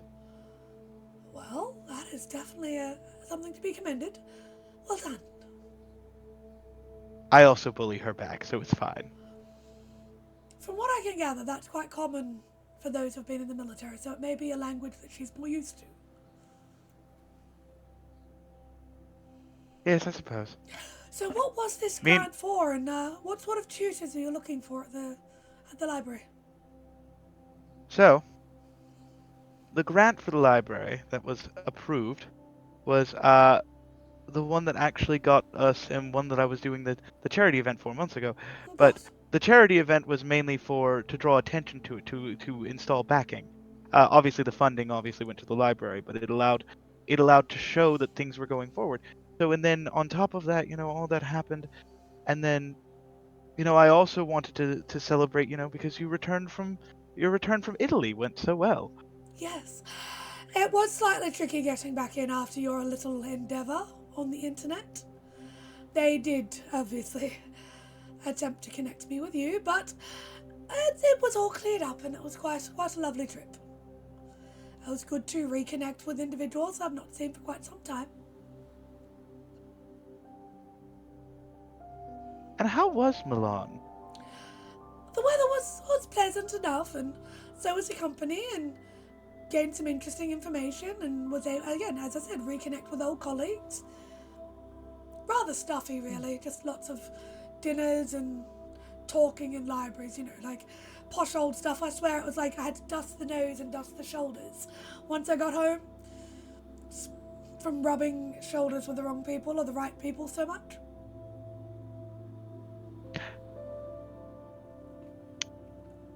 Tell me, did you go anywhere else on your trip? Or was it just Italy? No, that particular trip was purely for Milan. I had a few other bits of business that I had to attend to while I was there. Catching up with a few old friends, and it's been a while. I mean, as you would understand, I didn't expect you to want to come to that particular location with me this time. I wasn't sure if you had healed enough to travel there yet. No, I don't think I had. Losing your father was quite a traumatic experience, William. I don't expect you to revisit that until you're ready.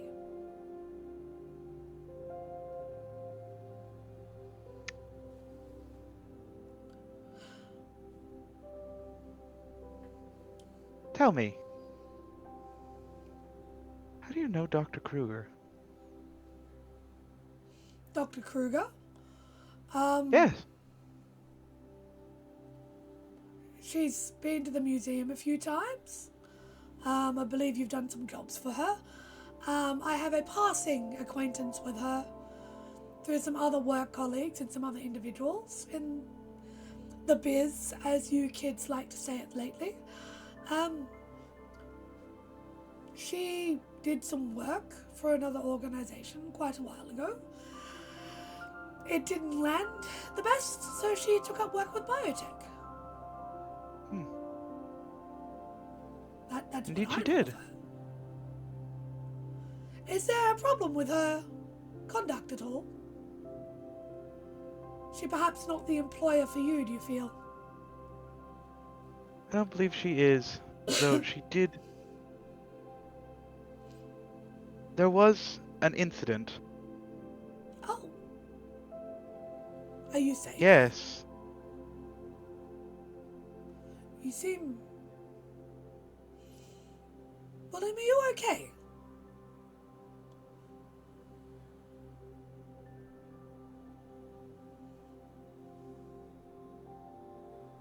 Do you know where the Arcanum meeting was held this year? I already told you that I attended it. That I was called there by Arcanum. It was held in London, not Milan.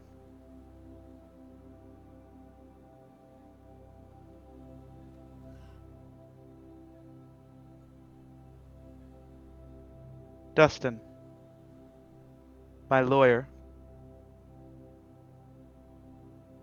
told me so.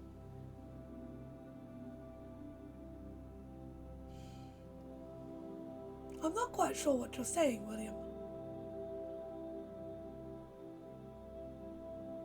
Is there a reason why you wouldn't let me credit you on my paper, Robert? On the La Celestina paper? Because I did not do any of the work.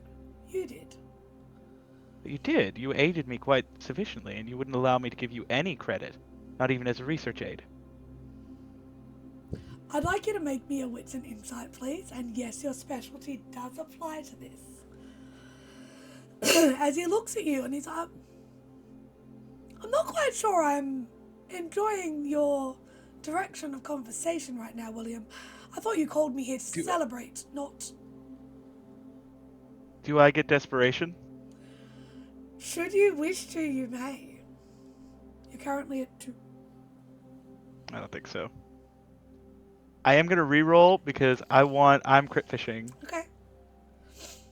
As he puts his glass of wine down and just sort of sits up a little straighter in his chair and...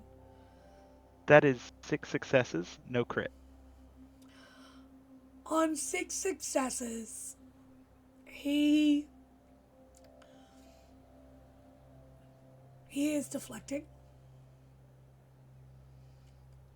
He is very cagey about this whole situation. He's not giving you a straight answer. And he just sort of looks at you, he's like, I don't think I care for where this conversation's going. Your tone. Why is it so unfathomable that I wish for the credit to go to you, who is still in the prime of your youth and research, rather than to me, who is just an old nobody in the background? I wish to see you succeed, William, not myself. How much do you know about Sable Enterprises? What has that got to do with the research? And with that same 6, again, when you say the name Sable, his face pales a little bit and he stiffens in his chair. What have they got to do with their research? Are you being intruded upon? Is somebody trying to claim your research for their own? Robert, when were you rejected from the Arcanum?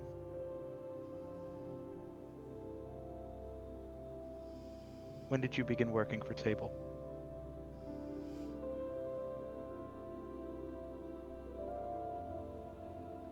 William, you speak of things you know not of. I believe this conversation Then why don't is you tell over. me? I believe this conversation is over. Out of respect for your father, this conversation is done. And do you think he would want you to keep secrets?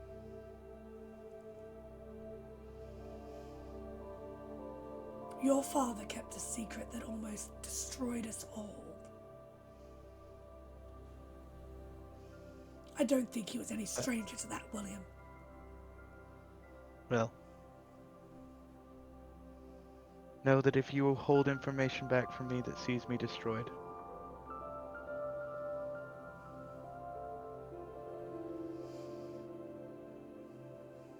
then you will have blood on your hands, Robert.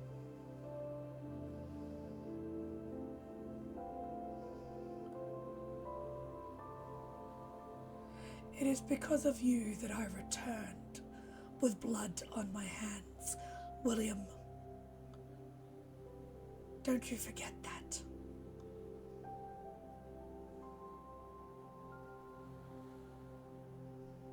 You know not of what you inquire upon.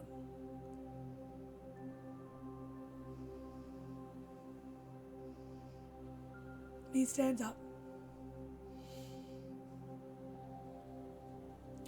When you are ready to discuss research like an academic instead of throwing accusations, then you may contact me. I have not accused you of a thing. I asked. And you have confirmed everything that I could have I've ever confirmed. suspected.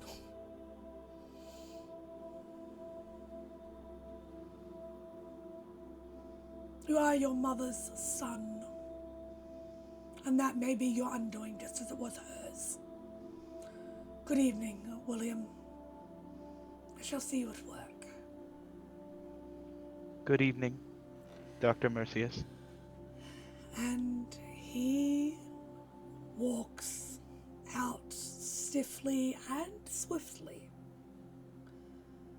He doesn't slam the door behind him, but it is closed with a firmness that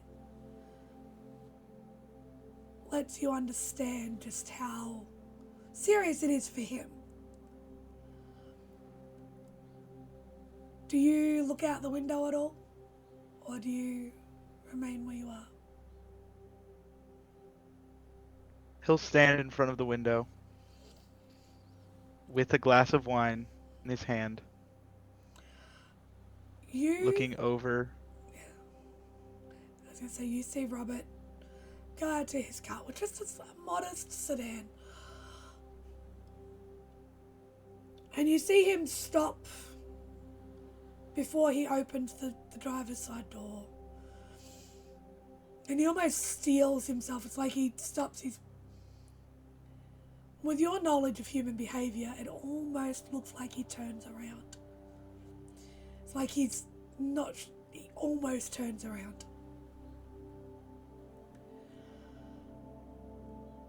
And then he gets... very tersely gets in his car and drives off slightly more recklessly than you have ever seen him drive.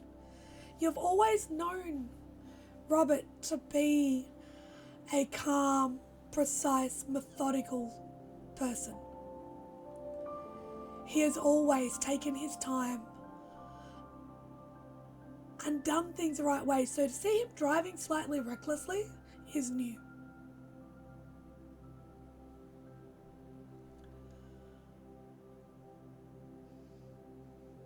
And with that, though, William is left to his evening.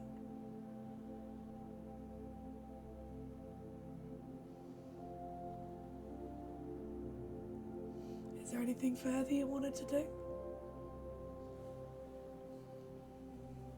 William's gonna walk over to the cake that he's left on the oven, cut himself a slice of the bad cake, eat the bad cake, because it doesn't matter if he gives himself food poisoning at this point.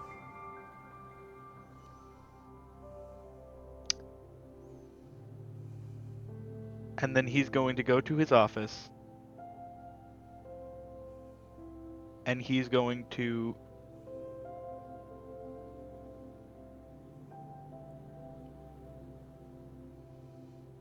begin to write a letter, or begin his research on Robert and his history and code of conduct violations, in case he needs to hold that against him.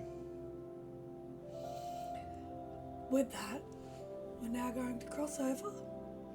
We'll leave William to that. We're going to touch in with another member. And so now we're going to cross to the sisters. After the events of the evening at William's home, a lot of emotions were brought up. Potential connections to family members with Sable. Guessing there'd be a few interesting conversations between the pair of you back at the apartment. Oh yeah. A few plans may be made. Mm-hmm. And so over the next day or two, you'll have the opportunity to sort of sort that out. Now, you mentioned wanting to go see Granny. Yep. Okay. Friday, maybe? Yeah. That Yeah. would probably make sense. A couple days later. Yeah. Give you time to sort of gather your thoughts. Now, what is it exactly that you're attempting to do, or what is it you're doing to go see Granny? Like, are you just going to go talk to her? What are we doing? Part of the reason that Ella wants to go is because when they were at the party, Ella told her that she would bring Connor to her, Mm-hmm. or the book. Yep.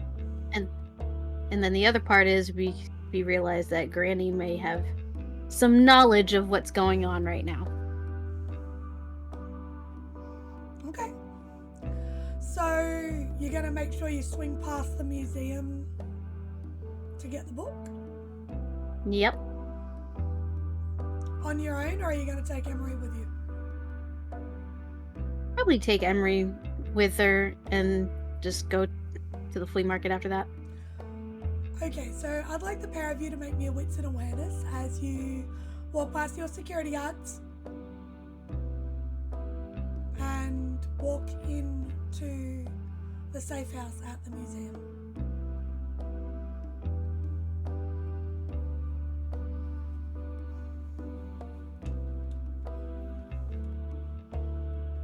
Two, three. So with a 2 and a 3, you guys notice that Robert's door, his office, is closed. The shade on it, the window for it, is drawn. And he has, you know, like the nameplates on the doors are like those slide-in ones. His nameplate is gone.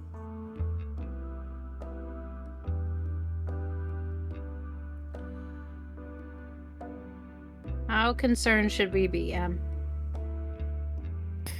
I don't know. William thought of him as almost like a father figure, so.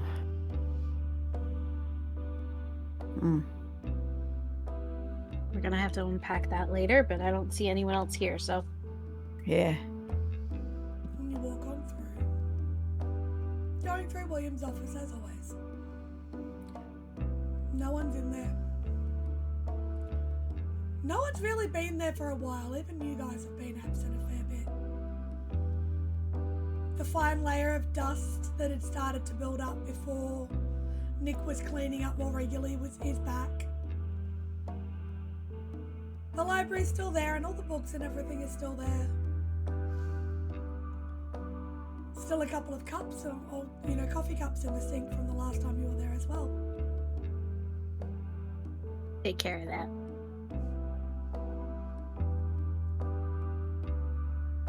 Making a beeline for the bookshelf where she knows Connor's journal is sitting, and she will take it. Wits in awareness or wits in investigation? Your choice. I'm gonna do awareness. Because as you go to reach for the book, it's not in the same spot you left it. I'm gonna burn a willpower. Thank Jesus. 4. With 4 successes, it has been tucked right down on one of the lower shelves and right sort of hidden in behind a few things. Probably done by Nick in an attempt to ensure no one randomly picked it up. Okay.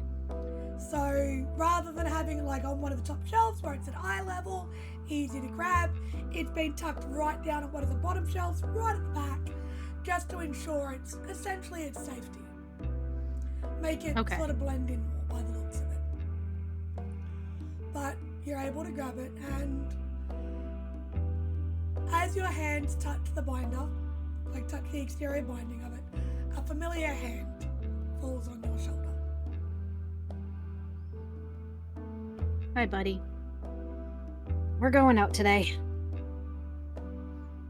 No response. Just, And she's just gonna slide the book in her bag. as your hand goes off it, the fingers, like the weight lingers slightly longer than it has in the past as you remove your hand from the book. She's gonna note that, kind of roll her shoulders, and we should probably get there sooner rather than later. Okay. Sounds good to me. You're driving, so. Let's go. So you guys hop in the car and head to the flea market. Now, have you let Alicia know that you're coming today? No. Okay. So you guys arrive, park out the back of the flea market, sort of the more normal entrance that you would wander in at. And are you just going to walk on in? You're going to go straight to Granny's? You're going to go to the cafe first? What's the plan? Probably cafe, so Ella can top up her coffee and I can talk up someone else. Grab Granny her usual tea order. So you guys walk on in, and you can see the cafe is fairly, like, it's not packed, but it's steady. And Alicia is behind the counter, fetching coffee, making sure they taking orders out. She does appear a little tired today, but she's still got a normal packy sort of smile and attitude on, and walks around, looks over at the pair of you. She notices Ella first, and then spots Emery, and the big smile goes across her face. Well, I'm going to assume that Ella walks in the door first, because it's Oh, coffee. yeah, but still. So she's going to notice the person walking in through the door first as she looks up, and then spots Emery behind Ella, and her face lights up. Ella's gonna roll her eyes. Just, your girlfriend's happy to see you. Yeah, it's the same look Lana gives you. Okay, touche. I can't even. All right, let's just go. So you guys walk up. Alicia greets you both warmly, leans over the counter, gives you a kiss on the cheek. So it's like she's at work, so she still has to kind of be professional, but Yeah. she's still gonna play. Yeah. Gets you your coffee, no charge, it's on the house. So good. Do you want anything that I can give you at work? Damn it. Yeah, I'll take a coffee too. I was also wondering if Granny's been around lately, or if you've seen her kind of shifting about. Ooh, she's been around. She's been in a bit of a mood though. Oh, what kind of mood? It's a good thing we came here to get some tea for her then. I'd recommend something stronger than tea. Give me a moment. And she reaches under the counter and pulls out a little mini whiskey bottle. Slides it across the counter towards the pair of you and goes, I keep these for emergencies. Oh Understood. shit. I watched a few books fly across the walkway yesterday. She was mad about something. So Ooh. someone Damn. sort of took off out of there in a real hurry. Some old guy. Can you tell us what he looked like? To be honest, I don't really watch the, I wasn't looking that closely. Looked like some pompous, stuffy looking old turd though.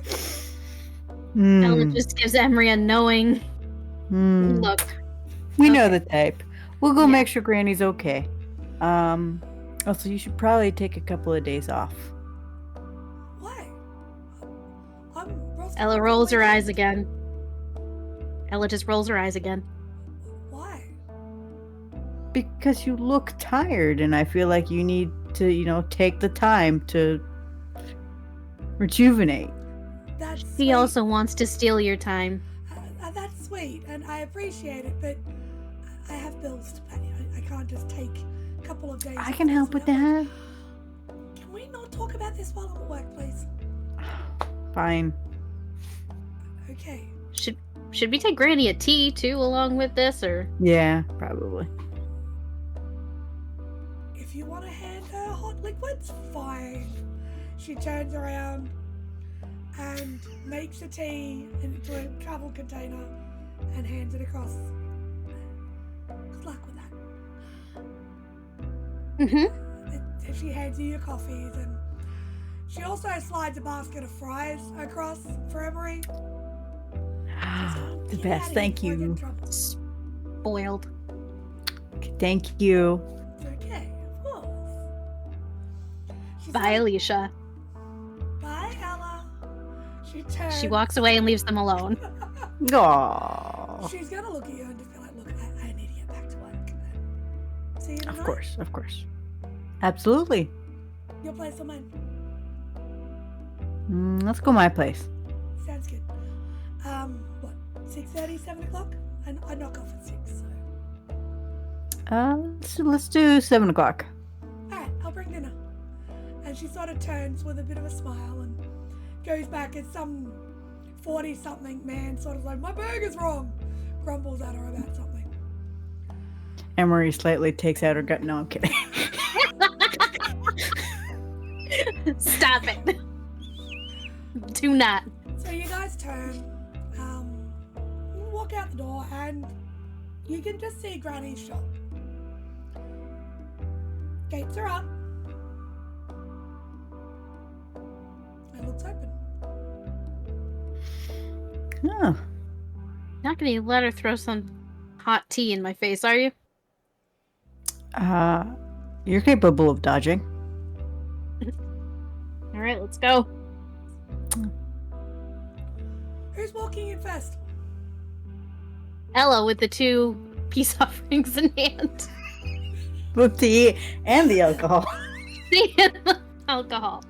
So you walk in, and you don't see anybody straight away. There's no one behind the counter. There's no one in the store. Isn't uncommon. It's an antique store. Not everybody wants to ponder on it.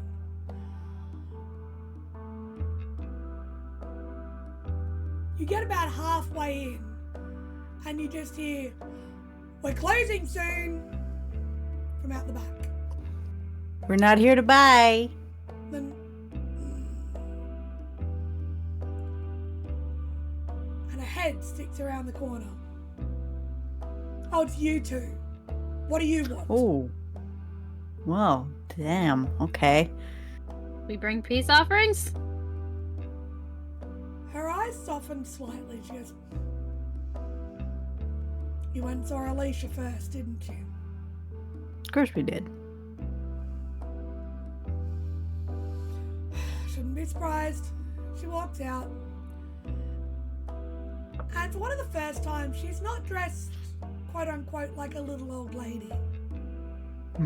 She is wearing nicely fitting, what looks to be fairly flexible pants. A sort of to the elbow shirt or top that appears more businesslike, or it's been chosen for its flexibility and its movement. She has a light denim jacket on because it is still warm. She is older though, so she can put up with a bit more. And some very functional shoes.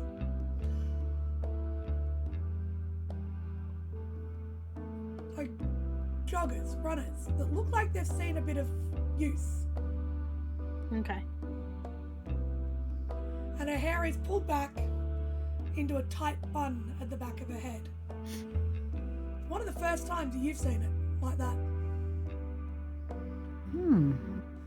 She walks out and sort of looks at you and, "So what do I owe the pleasure?" And she holds her hand out for the whiskey. Hands her the whiskey. this is also for you, and she'll put it on the counter. A little Irish breakfast. Sure. And just slams it down.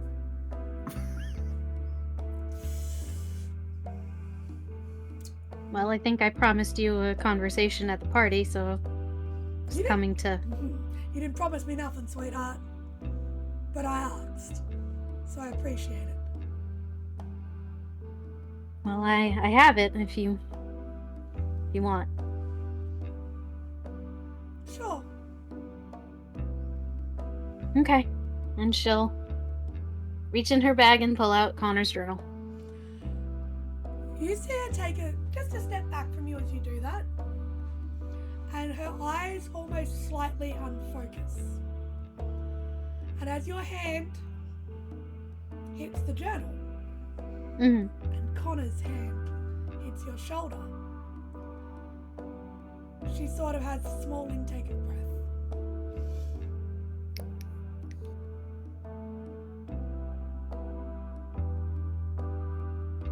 Does Connor's hand, like, squeeze her shoulder when he realizes where he is? Slap her across the If face. a spiritual hand could feel stiff and anxious, it does. She just sort of goes. Sorry, buddy, I made a promise. She just sort of looks at you and goes,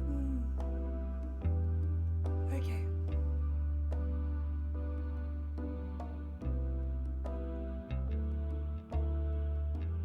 For anything, he seems content.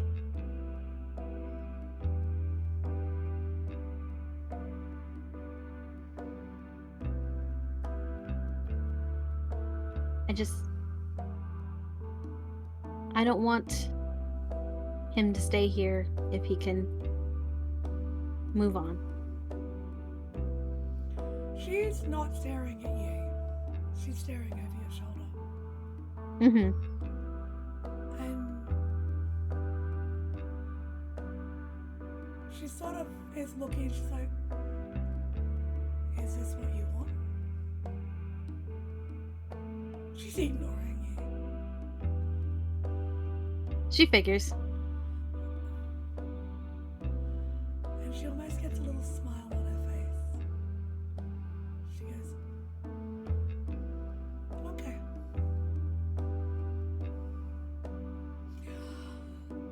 Well, at least I know you're not making him do it. No, I wasn't. Was To that be in fair, question? we've been trying to get rid of him. Good luck. He doesn't want to? Are you able to commune with him?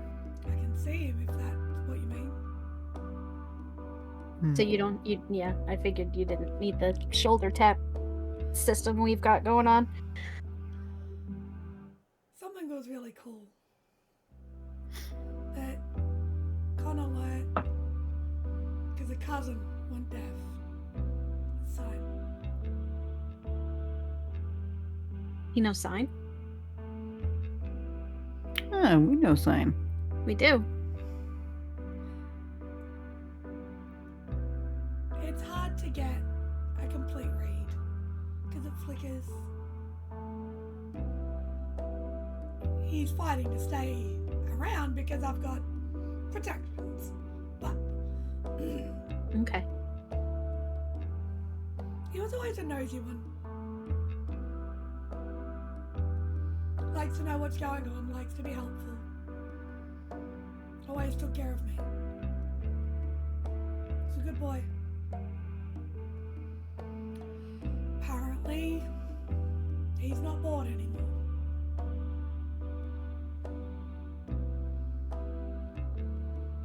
Oh, sorry. He is bored, but not... What?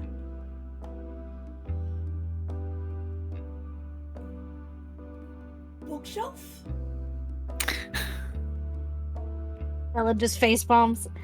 I haven't really known what to do with him, so I keep his journal safely tucked away in a hidden spot on our bookshelf.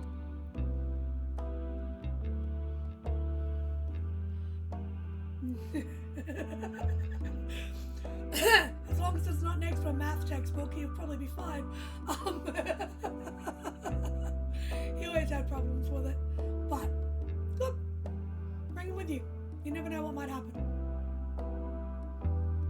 Okay. That's what he wants. You get 2 squeezes. Oh, okay. But Connor, I have to talk to your grandmother here about something else, so I'm putting you back in my bag.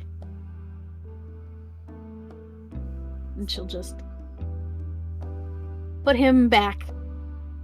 Put the book back. Granny looks over your shoulder and is like, interesting. Is his hand still there? Did it? You know, his hand kind of lingered the when I picked up the book today. After I let go of the journal. I think it's amazing that you have the idea that you can control what a spirit can or can't hear. Usually he just disappears and For you. lovely.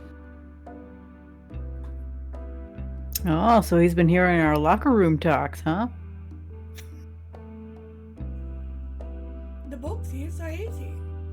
Why is that such Okay. a surprise? Spirits aren't my forte, so I don't know. I'd recommend you start reading then. See what else is on Yeah. the bookshelf. Fair enough. So you said that's not the only thing you need to talk to me about. What else is there? Well, Yeah. so, first of all, I like the new look. I'm not sure why you're going through this, but I like it. Sometimes you need to be able to be more active and agile than others. Someone's going on a hunt. Well, you met some of the people we're about to discuss at the party that we had. Weirdest party I've ever been to, but yeah, sure. Yeah, we weren't expecting it. But one such individual we assume is probably coming around your place, Robert Mercius. Uh-huh. Has he been seen around? She steps to the side and sort of starts running her hand over a very thick book that's on the desk, the bench. Okay. What of him? We have reason to believe that he may not be able to be trusted right now. Yeah, and he may have fucked us royally. He's also Well- missing. Well this done. current time. You've grown a brain cell. Awesome work. Okay, we don't need that sass and here we're like You kind of gave us a little bit of an inkling that maybe there was some fuckery happening, so You're dealing with Mercius. What do you expect? we don't know who he is. all The we only know one who all we know is that William treats him like a father figure. That's really the only That's thing it. we know about him. I thought that kid looked familiar.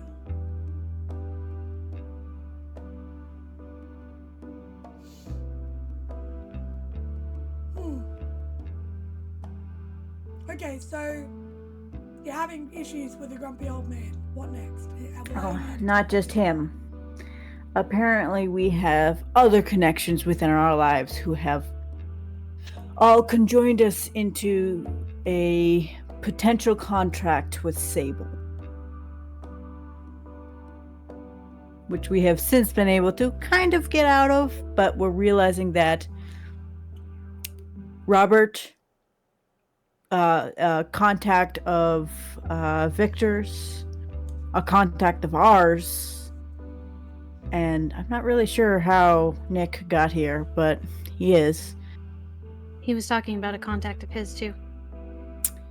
Kind of not forced us together, but inclined us all together and gave us this original job to make us think we were working for someone other than who we apparently are working for. And through someone else, we realized that that might be their MO.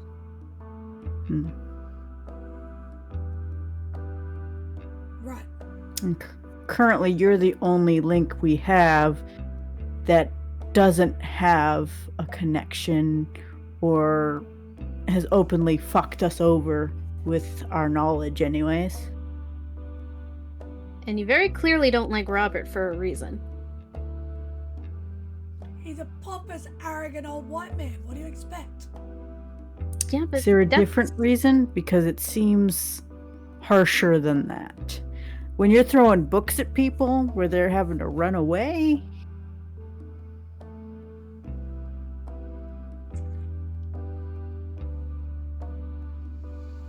How long have you got tonight, girls? all the time in the world. As long as you want. Right. Well, that's not true. I got until about 7. But...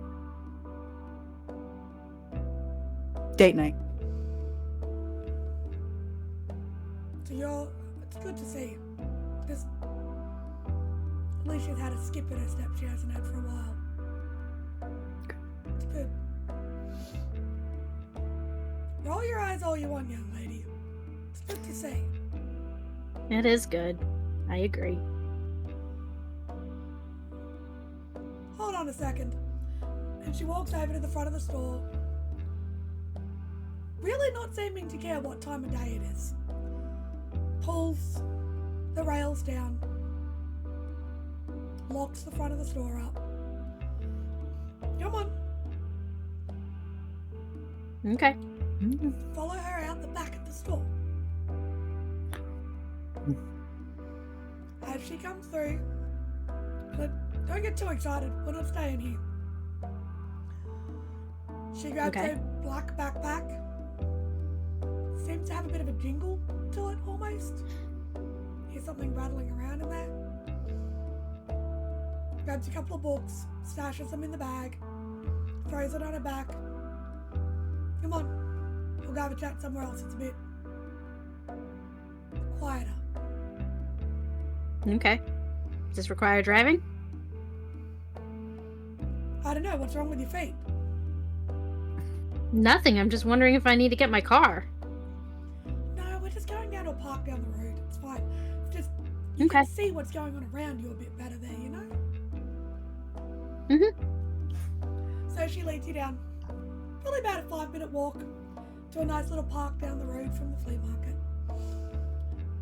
There's a small gazebo with a couple of chairs under it, like a couple of benches under it.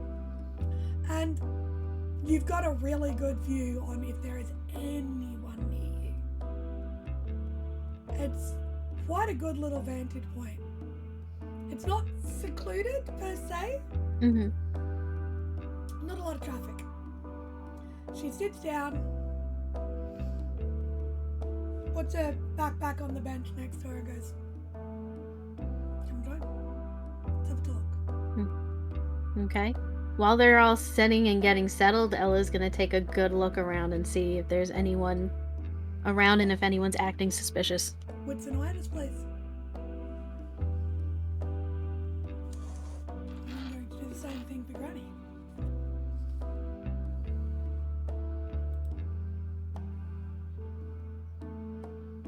I'm going to use another willpower. Keep track of that. I am. That is 5.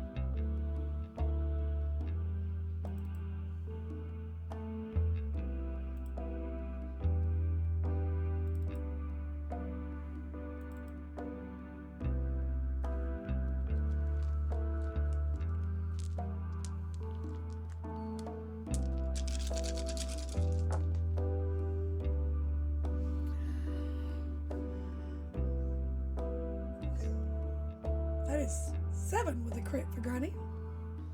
Yeah, Granny. As she looks around, you don't notice anything. Anyone, just someone walking their dog, about 100 yards away. A woman walking with a pram sort of down the main street, down the street past where you're sitting. Not really close enough to overhear any conversation. Okay. It does appear that you are quite secluded there. She turns around and she's like, all right. So what is it you guys want to know? What is it that Robert Mercius did? Apart from being a slimy, skeevy, lying, manipulative, fraudulent, horrible human being. What did he lie about? What didn't he lie about? The man has been responsible for so many atrocities through either not caring, not looking, turning a blind eye. Big whoop. Boo-hoo. He got thrown out and told to behave himself because he tried to steal someone else's work. Thrown out of what?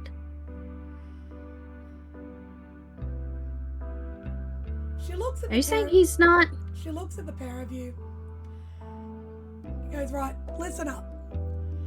And over the course of the next sort of 10 to 20 minutes, she starts to talk to you guys in detail how Robert was really fancy and well known with research, with the occult. She knew him back when he was a bit younger. She used to go to those sorts of meets to learn new things and continue. She didn't hunt anymore, but she still used to go and learn. You know, she liked to keep on top of her game. And she talks about how Robert gave a presentation at one of these. And after 3/4 of the way through his presentation, half of the crowd realised he was using someone else's work. He was pulling from other people's work and trying to claim it as his own. He basically got shunned out of the community, where he was essentially no longer accepted in a lot of places. She talks about how she knew he was sort of associated with the Arcanum a bit. Pretty sure he isn't anymore because of that, because they don't take kindly to that sort of stuff. So she's like, he hasn't really been a part of them for a long time. She talks about how there have been situations over the last few years in this area where things just haven't been right and his name's ended up connected to them. There's a couple of times that a couple of young or upcoming hunters had come into town, had gone to do some work for him, and then it disappeared. Talking about how he's working for a museum, but she's pretty sure it's a front. And then she looks at the pair of you, and after sort of running through all of this and detailing all of this, she goes, you mentioned Sable in there. And working for them. How the Not willingly. fuck did you end up doing that? Through Dr. Kruger, it seems. Well, it seems like actually Victor's contact, Sally. I don't remember her last name. Dinkley.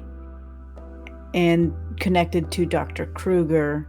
And then Dr. Kruger gave us an objective to do, which we fulfilled, but it wasn't up to her standings, so she attempted legal action against us, or threatened it anyways, demanding for us to kidnap the threat instead of the binder that she wanted.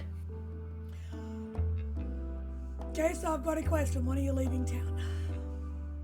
We're not.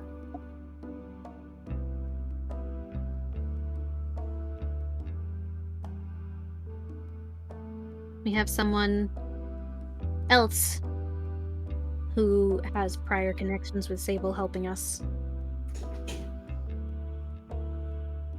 Okay. And he did say that Sable tends to pick up people who are down and out. Robert being down and out from that community, they must have picked him up then. especially if he's kicked out of the Arcanum. And you're saying hunters have been disappearing after working for him, so he's been doing this for a while. Jobs need to be done. In fact, I'm sure you guys understand. Mm-hmm. Sometimes people are not skilled enough to take on those jobs. I'm sure that accounts for some of it. That's when we say they go missing. Yeah.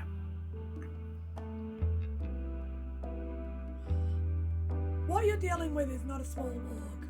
It's not even an org. Mm-hmm. It's nothing like So we anyone hear. you've ever worked with. She sort of rubs the back of her neck where the tattoo is that you guys have seen. Some of us leave for different reasons. You're carrying around one of the reasons I left.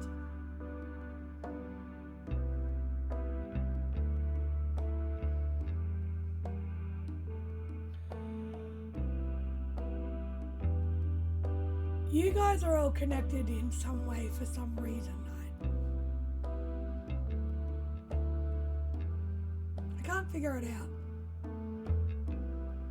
It's not just as simple as Sable dragging you in. There's a reason they pulled you all in, and I don't know why. But I can see it. Hmm.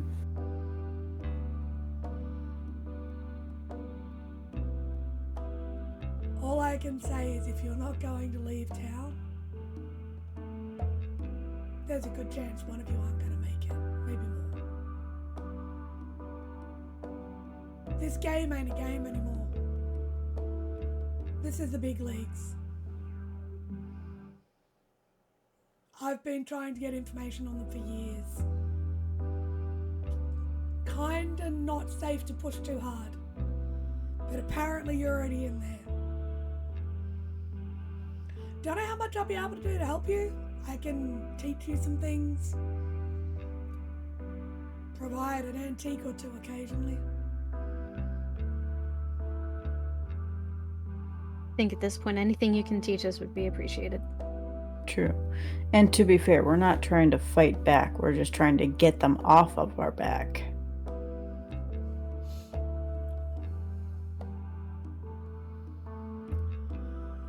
The only people I've ever seen succeed in that gave them another target.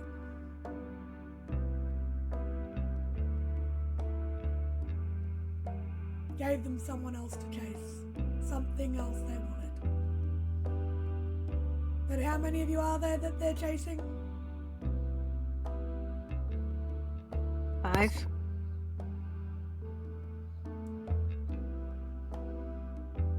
It's going to take a lot to get them off your back. They'll say they are, but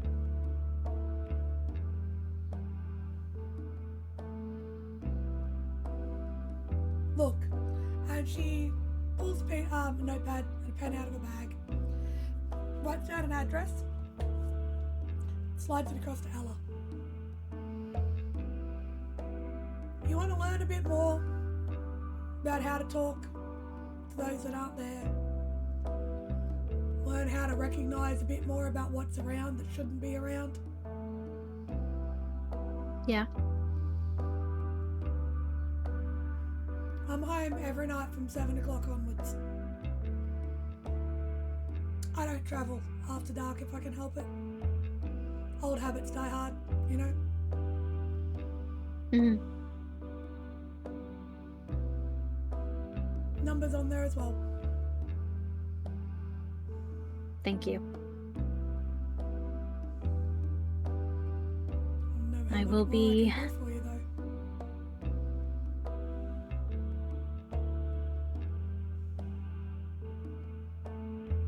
Any help you can give us. I'll see what I can put together, see what I can find. I might be able to get some information.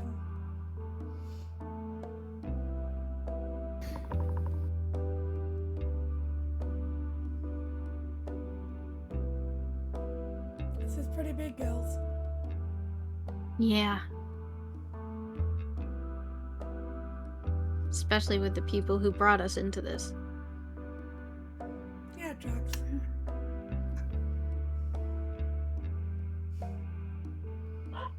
Well,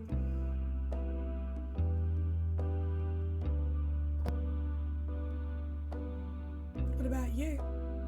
What are you going to do if something happens to you guys? Anyone you need me to take care of? No. Well, Alicia, but I'm always going to take care of her. it's also Lana as well. I should look Yeah. over at Ella. And She's she's pretty good. already pulling out a notebook and writing down Lana's information. Lana doesn't know any of this. Same as Alicia. It's usually best if the people we love don't know. Guess sometimes, even when they don't know, things still happen. Can't protect them forever. And as she's saying this, she's sort of looking between Ella and the space sort of between Ella and Emery. As she goes, and it doesn't matter how hard you try. Make every second count. You never know when you're going to say goodbye, guys. Okay?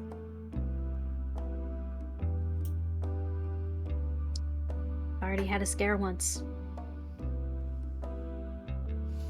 Look, Yeah, our family doesn't have a good track record either. God, don't remind me. for what it's worth, I hope luck continues to roll on your way.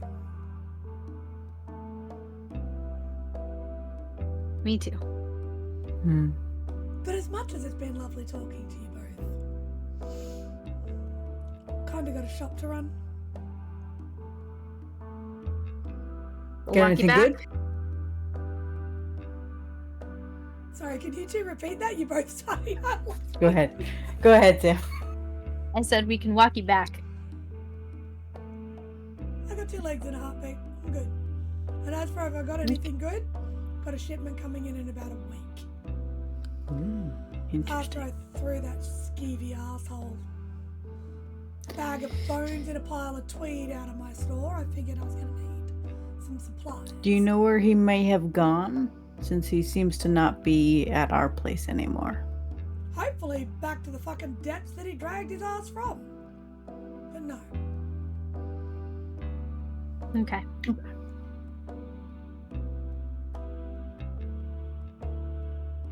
What No did he one- come here for?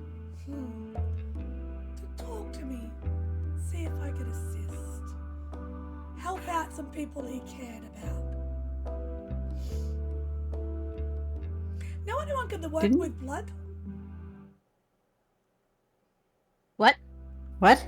She pulls a book out of her bag, and it's an old sort of fabric bound book, and it's got a little patch of blood on the corner of it. Yeah, I beamed him real good. Know anyone that can do something to it?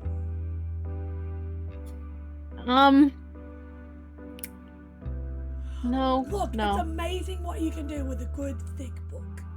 Never underestimate us book nerds. She slides it back into her bag. You know, I kind of love that about you.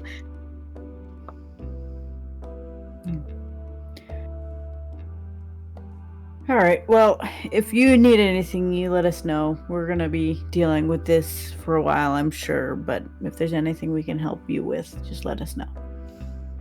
Same goes. If I can, I will. I'm not I the will best, be- but Yeah. I can protect a few areas from unwanted visitors, if that makes sense. No, not you. She's. I swear. Not getting rid of him that. Even in death, still a mouthy bloody teenager. Oh my god. May I ask one more question? And then we'll leave you alone as we're like walking. Sure. Connor's death. Wasn't it? Was it an accident? That's what I mean. It doesn't matter where you are or what you're doing. Sometimes life just happens. Okay. I had a feeling and I did everything I could. You can only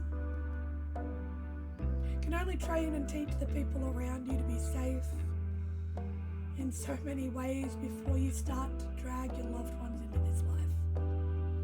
And dragging them in, children shouldn't be exposed to this. God, no. The trauma it causes goes deeper than anyone realizes. Some people say it's a family business. I call bullshit. The point is to make sure the family doesn't have to deal with it again. Ever. Emery looks over at Ella like, okay. This is hitting a bit too home. Yeah. But enough of that. As you see the flea market coming up, she goes, just keep me posted. I'm sure you'll be hearing from me soon. Look forward to it. Be safe, both of you. You too. You see as she walks back into the flea market, goes to pull her keys out of her bag. I would like both of you to give me one more last wits and awareness roll, please. As she opens up her backpack, I just want to see what you guys notice. Want to use another one? Yeah, I do. I always want to use a willpower. Hey! 4. 5 on a crit. I was about to say, how? Crit.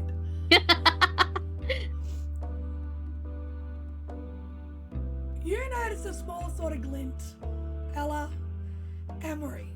As she pulls the bag down over her shoulder and pulls it open, you see a glint that you are very familiar with. It appears that Granny has at least one pistol in that bag, one handgun, and there's definitely glint of silver or steel. You're pretty sure she's carrying at least one, if not 2 bladed weapons in that bag. You may not have to worry about this old lady too much. Jesus, Granny is packing. You say that out loud. Oh, absolutely, I do. I thought I saw something, but... As you guys head back to your vehicle with more information than you probably expected to get out of this, you head off about the rest of your day. Dinner, obviously, that evening. Yes, Ella, the girlfriend, turns up at the apartment. Ella was gonna go find her anyway. Excuse me, it's a condo now. We're living in a condo. We do, we have a condo. So, you go about your day and your evening. And we're going to leave you guys here. And go and touch base with another member of the cell. And of course, lucky last, Mr. Victor Hollow. Probably about 4 or 5 days ago is when you left William's house. 3 or 4 days ago is when you left William's house after those revelations. Learning everything you did, the connections that have been happening. Learning that Sally might be involved with these people. Not the nicest of feelings.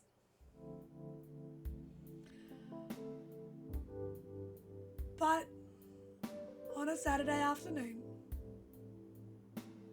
Lily has asked if you guys can just hang out and watch a movie tonight. Maybe can she bring Brandon so you guys can get to know each other? It's been a couple months. He's important to her now. You're important to her now. She wants to know if she can bring him over to the apartment. I have a question. How when I did the safe house for them, how Hunter stuff is well hidden. How much? Like, I don't think I bring anything here, but You've no, made, no risk of. you've made it very clear that you haven't told anyone your exact location. You've never mentioned telling any family members where you are. You've never mentioned even really telling your cellmates what number your apartment is. They know the building, but it's a big building. Yeah. And I'm going to take a guess. Victor would not have his name in any way anywhere on the front of the building. Be very Nope. cautious. That's just where I envision it. So it is very much a safe house. Okay. Well, you can.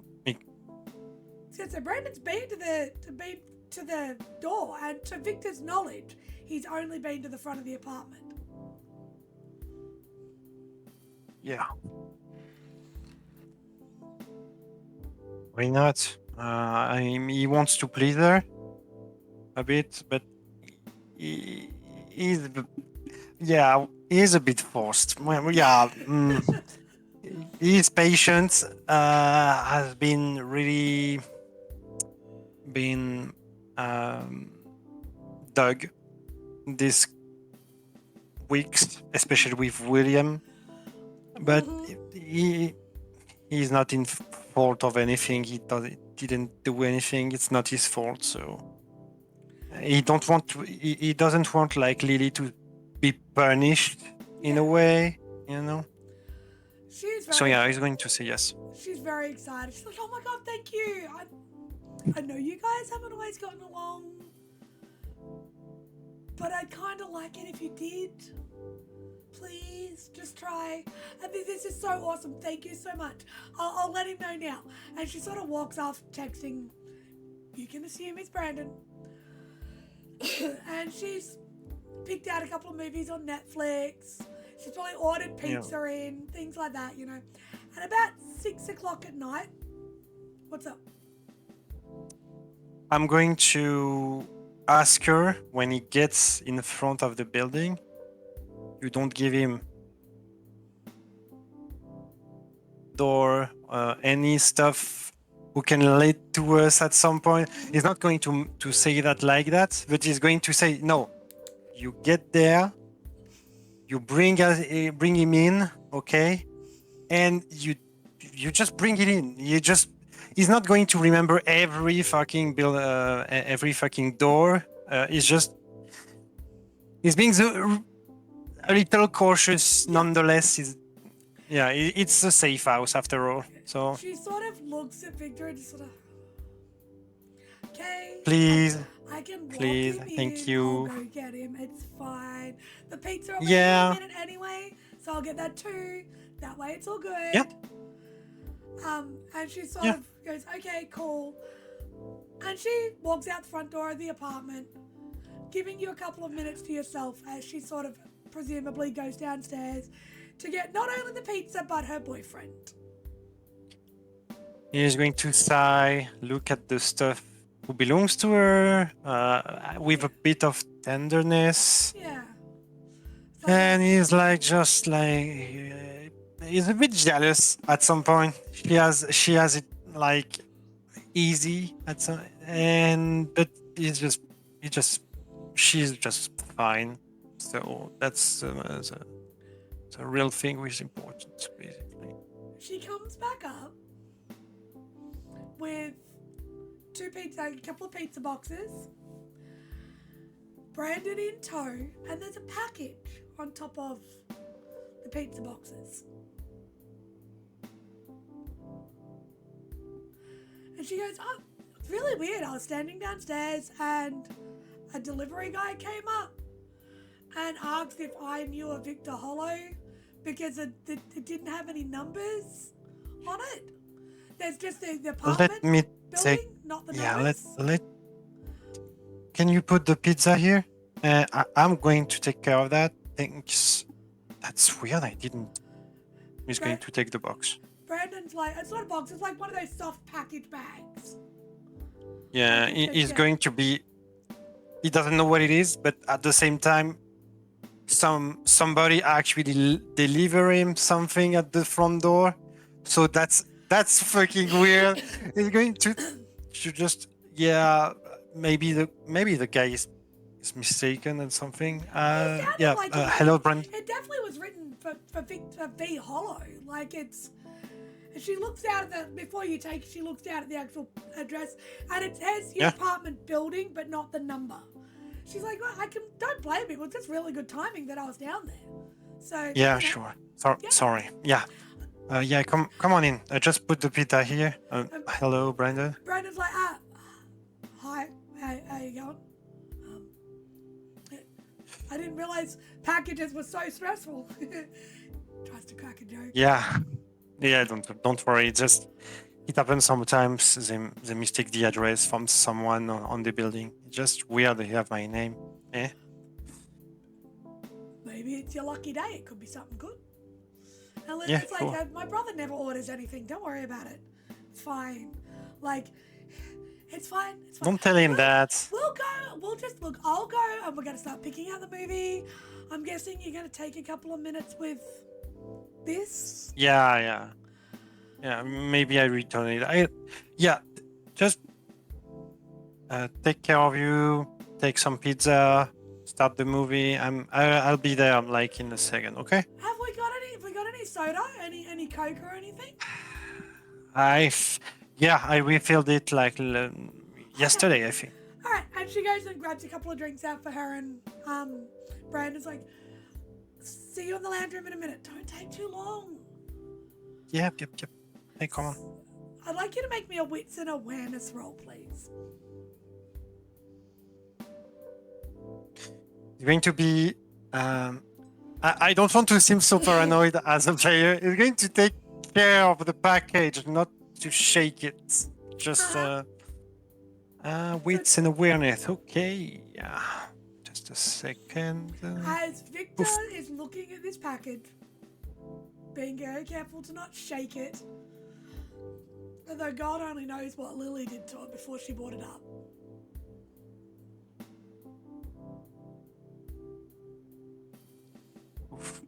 Oof. 3 successes. Only 3? Wow, that's a low roll for you. Yeah. So with 3 successes, it is a pretty standard brown paper outside, what appears to be like a padded package. It's not a box, it's just one of those padded bags, similar to an Amazon sort of package.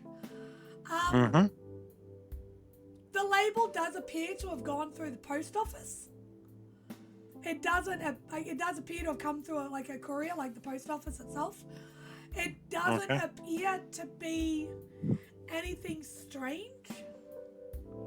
There is no return address. That's where I'm just going to. Can he open it at some point? You can open it right now. Yeah, he's going to open it. He is going to just be in the. He's going to close the door of the safe house behind him.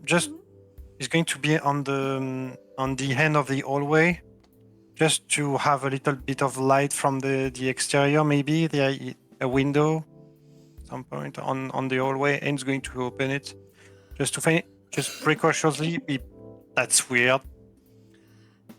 As you open it,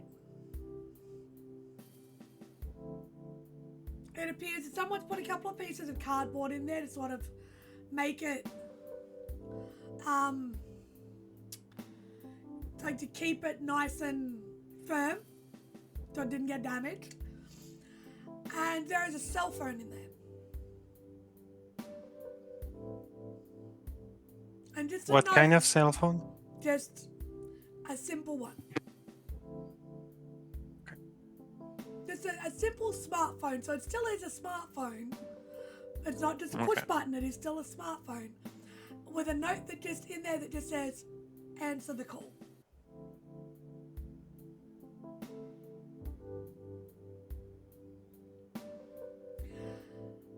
And while he's looking at it, the phone starts to vibrate.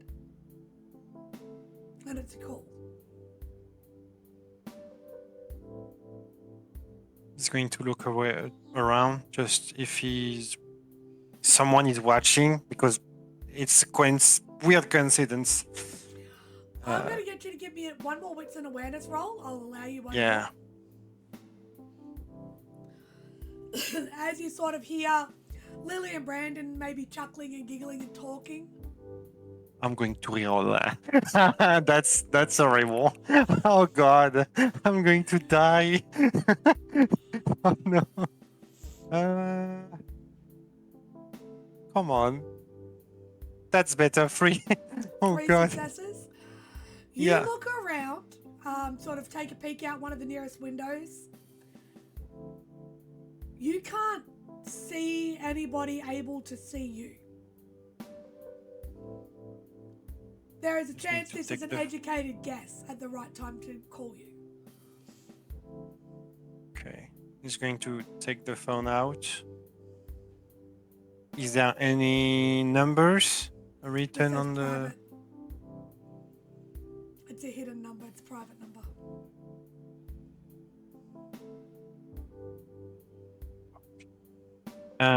He's going to get away from the safe house and he's going to respawn. So you're gonna like walk out of the front door and go into the hallway, or? Yeah, but basically he's going to get out, far away from the safe house in case it's bad news. It could be good news or true, but he doesn't know that. So are you leaving the building or are you staying in the building? I'm staying in the building. I'm just going Downstairs. Yeah. like downstairs. Yeah. You hear Lily sort of go, what now? As you leave the building. As you leave the room. Like you leave the house, basically. She's used to you doing odd things. So it's really nothing out of the ordinary for her. You're probably going to need to answer some questions this time, though. She's going to be a little bit annoyed. You get down halfway down the stairs and the phone stops ringing. Like it timed out. But within 5 seconds, it starts again. They call He's you. going to answer. You answer the phone.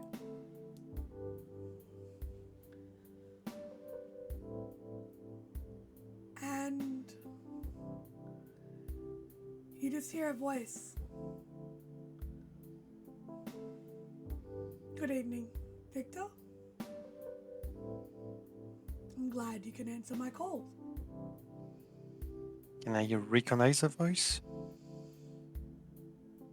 Intelligence insight, please.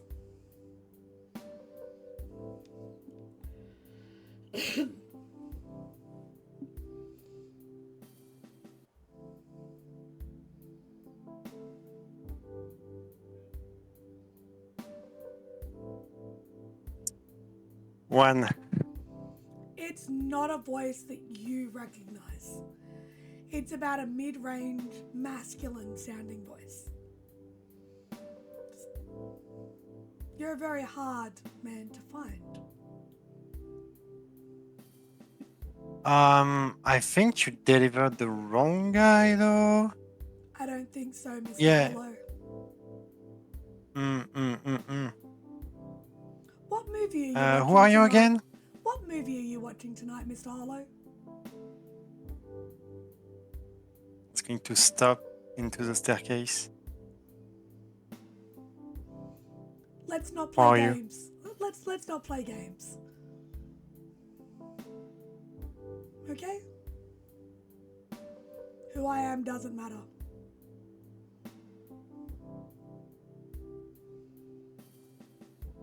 What do you want?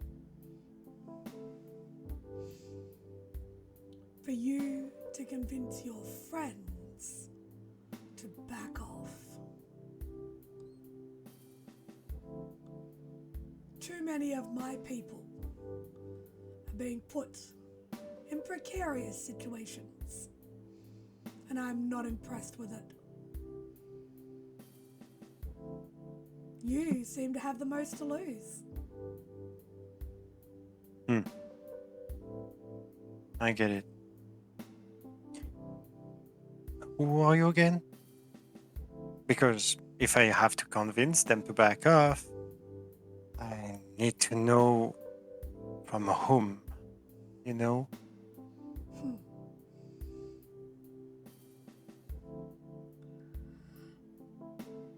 And threatening me is an interested party who is attempting to protect a certain company that you seem to be interested in.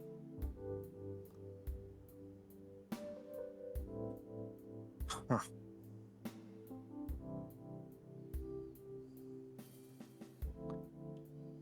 If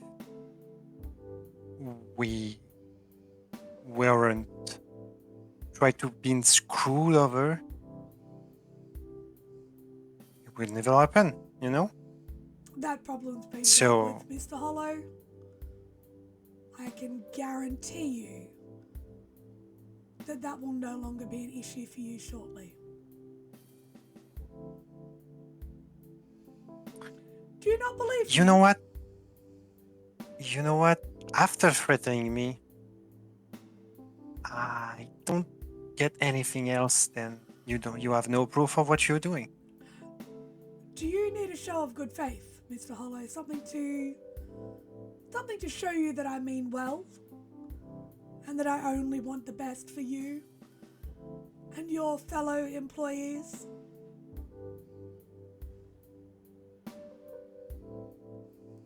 Yeah, why not? Go downstairs, please. Come out the front door. He's going to get out of the building with the phone in hand. He's armed, but the handgun is concealed just here. As you step foot outside the front door, a black car pulls up.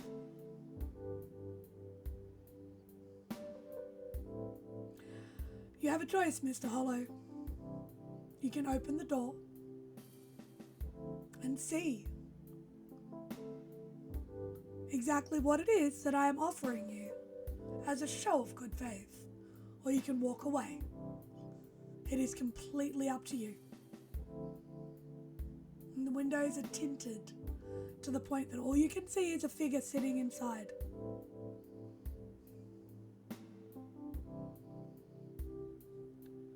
But I warn you, should you take this offer, there might not be any turning back.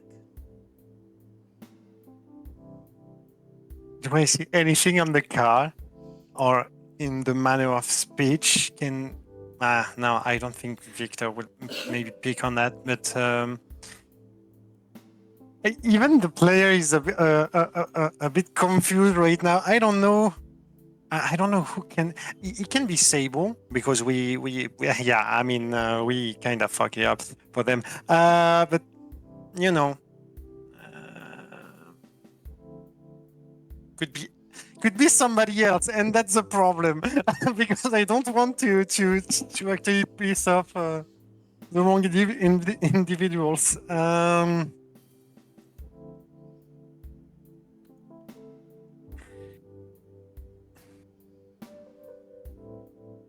And what are the little lines on the on the end of the contract this time?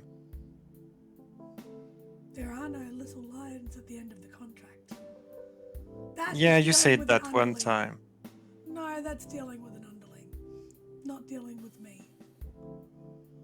See, when you deal with an employee, they're bound to make mistakes sometimes. But I am the owner, proprietor, manager, CEO. I am the one that controls this situation, Mr. Hollow. So, will you open the door and take my offer?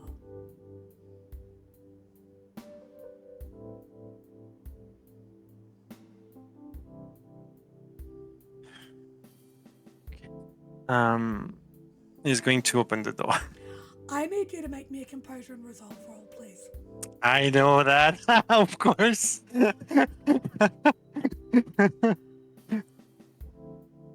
But I'm built for it. So that's Okay. composure and resolve. And okay.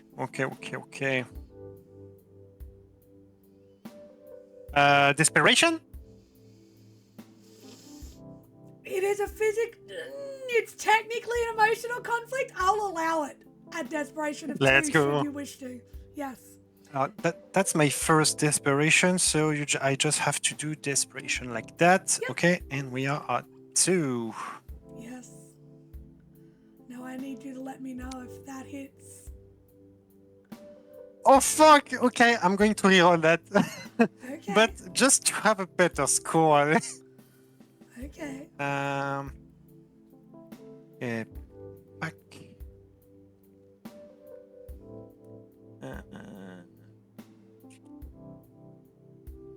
Yeah, 4 is not a success, right? It's 5 with a success. 6 and above is the successes. Okay.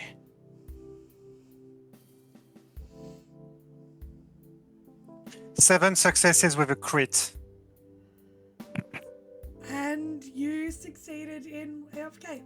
So it's 7 successes on a crit.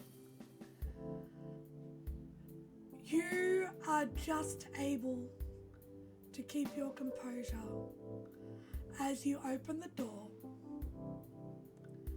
and you see sitting on the other side of the vehicle, slightly older than the last time you saw her, your mother.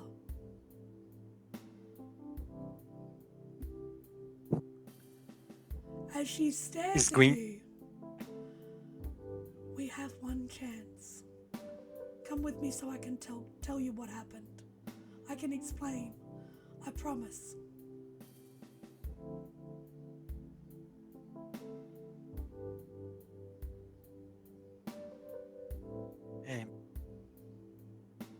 The voice hasn't actually hung up since. How did you do it? Don't ask questions, Mr. Hollow. The choice is yours. Click. We don't have a lot of time. Victor, please. Come with me. That's a trick. That you can't be here. How? I don't have time to explain. I don't want Lily to see me. Please. He's going to take his personal cell phone. He's going to say, I have a thing. I love you. And send it to I'll be back basically, but to Lily. And he's going to get in the car. Hold on a second. Bastard stable motherfuckers. Okay. Hold on. As you send the message, do you get in the car? Yeah. You get in the car. And she looks at you and just her hand raises almost instinctively to touch your face. It's been too long. Give me a wits and insight, please. Yeah, Which thank you are only getting this wits and insight roll because of your critical. She seems like her, but that's weird.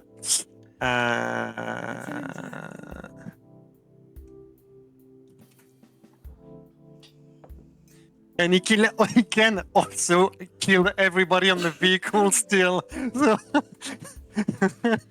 So Maybe. no, I'm joking, but you know, Mhm. desperation. No, not in this one. This is a straight roll. What the fuck with my rolls today? Wow. You can use your I'm, willpower. yeah, I'm going to reroll that.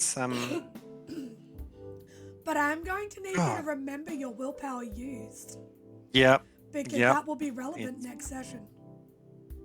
It's low, low, low. 3 successes. 3 successes. The voice is right. She looks like your mum. Slightly older, the wrinkles around the corner of her eyes have deepened. Stress lines on her forehead have deepened.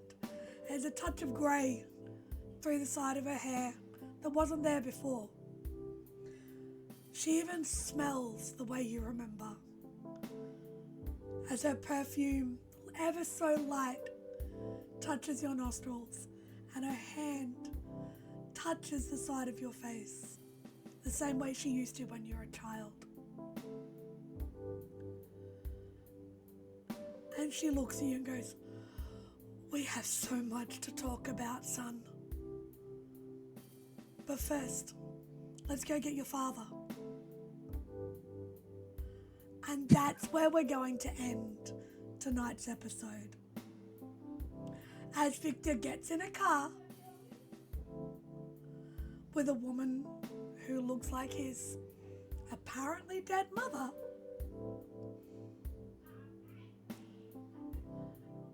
and goes to meet up with his father, who is the reason he started, whose death is the reason he started hunting all those years ago. So, tune in next time, everybody, for a bit more of an understanding on what's going on, maybe. Let's see if Victor comes home. Will the crew ever deal with this stable situation? What kind of shenanigans is going to occur next time? As always, I am Cole, storyteller here on SPbN By Night. You can find us on Twitch, YouTube, Instagram, TikTok, everywhere that there is a reason. Enjoy and keep your eyes on the ground, people.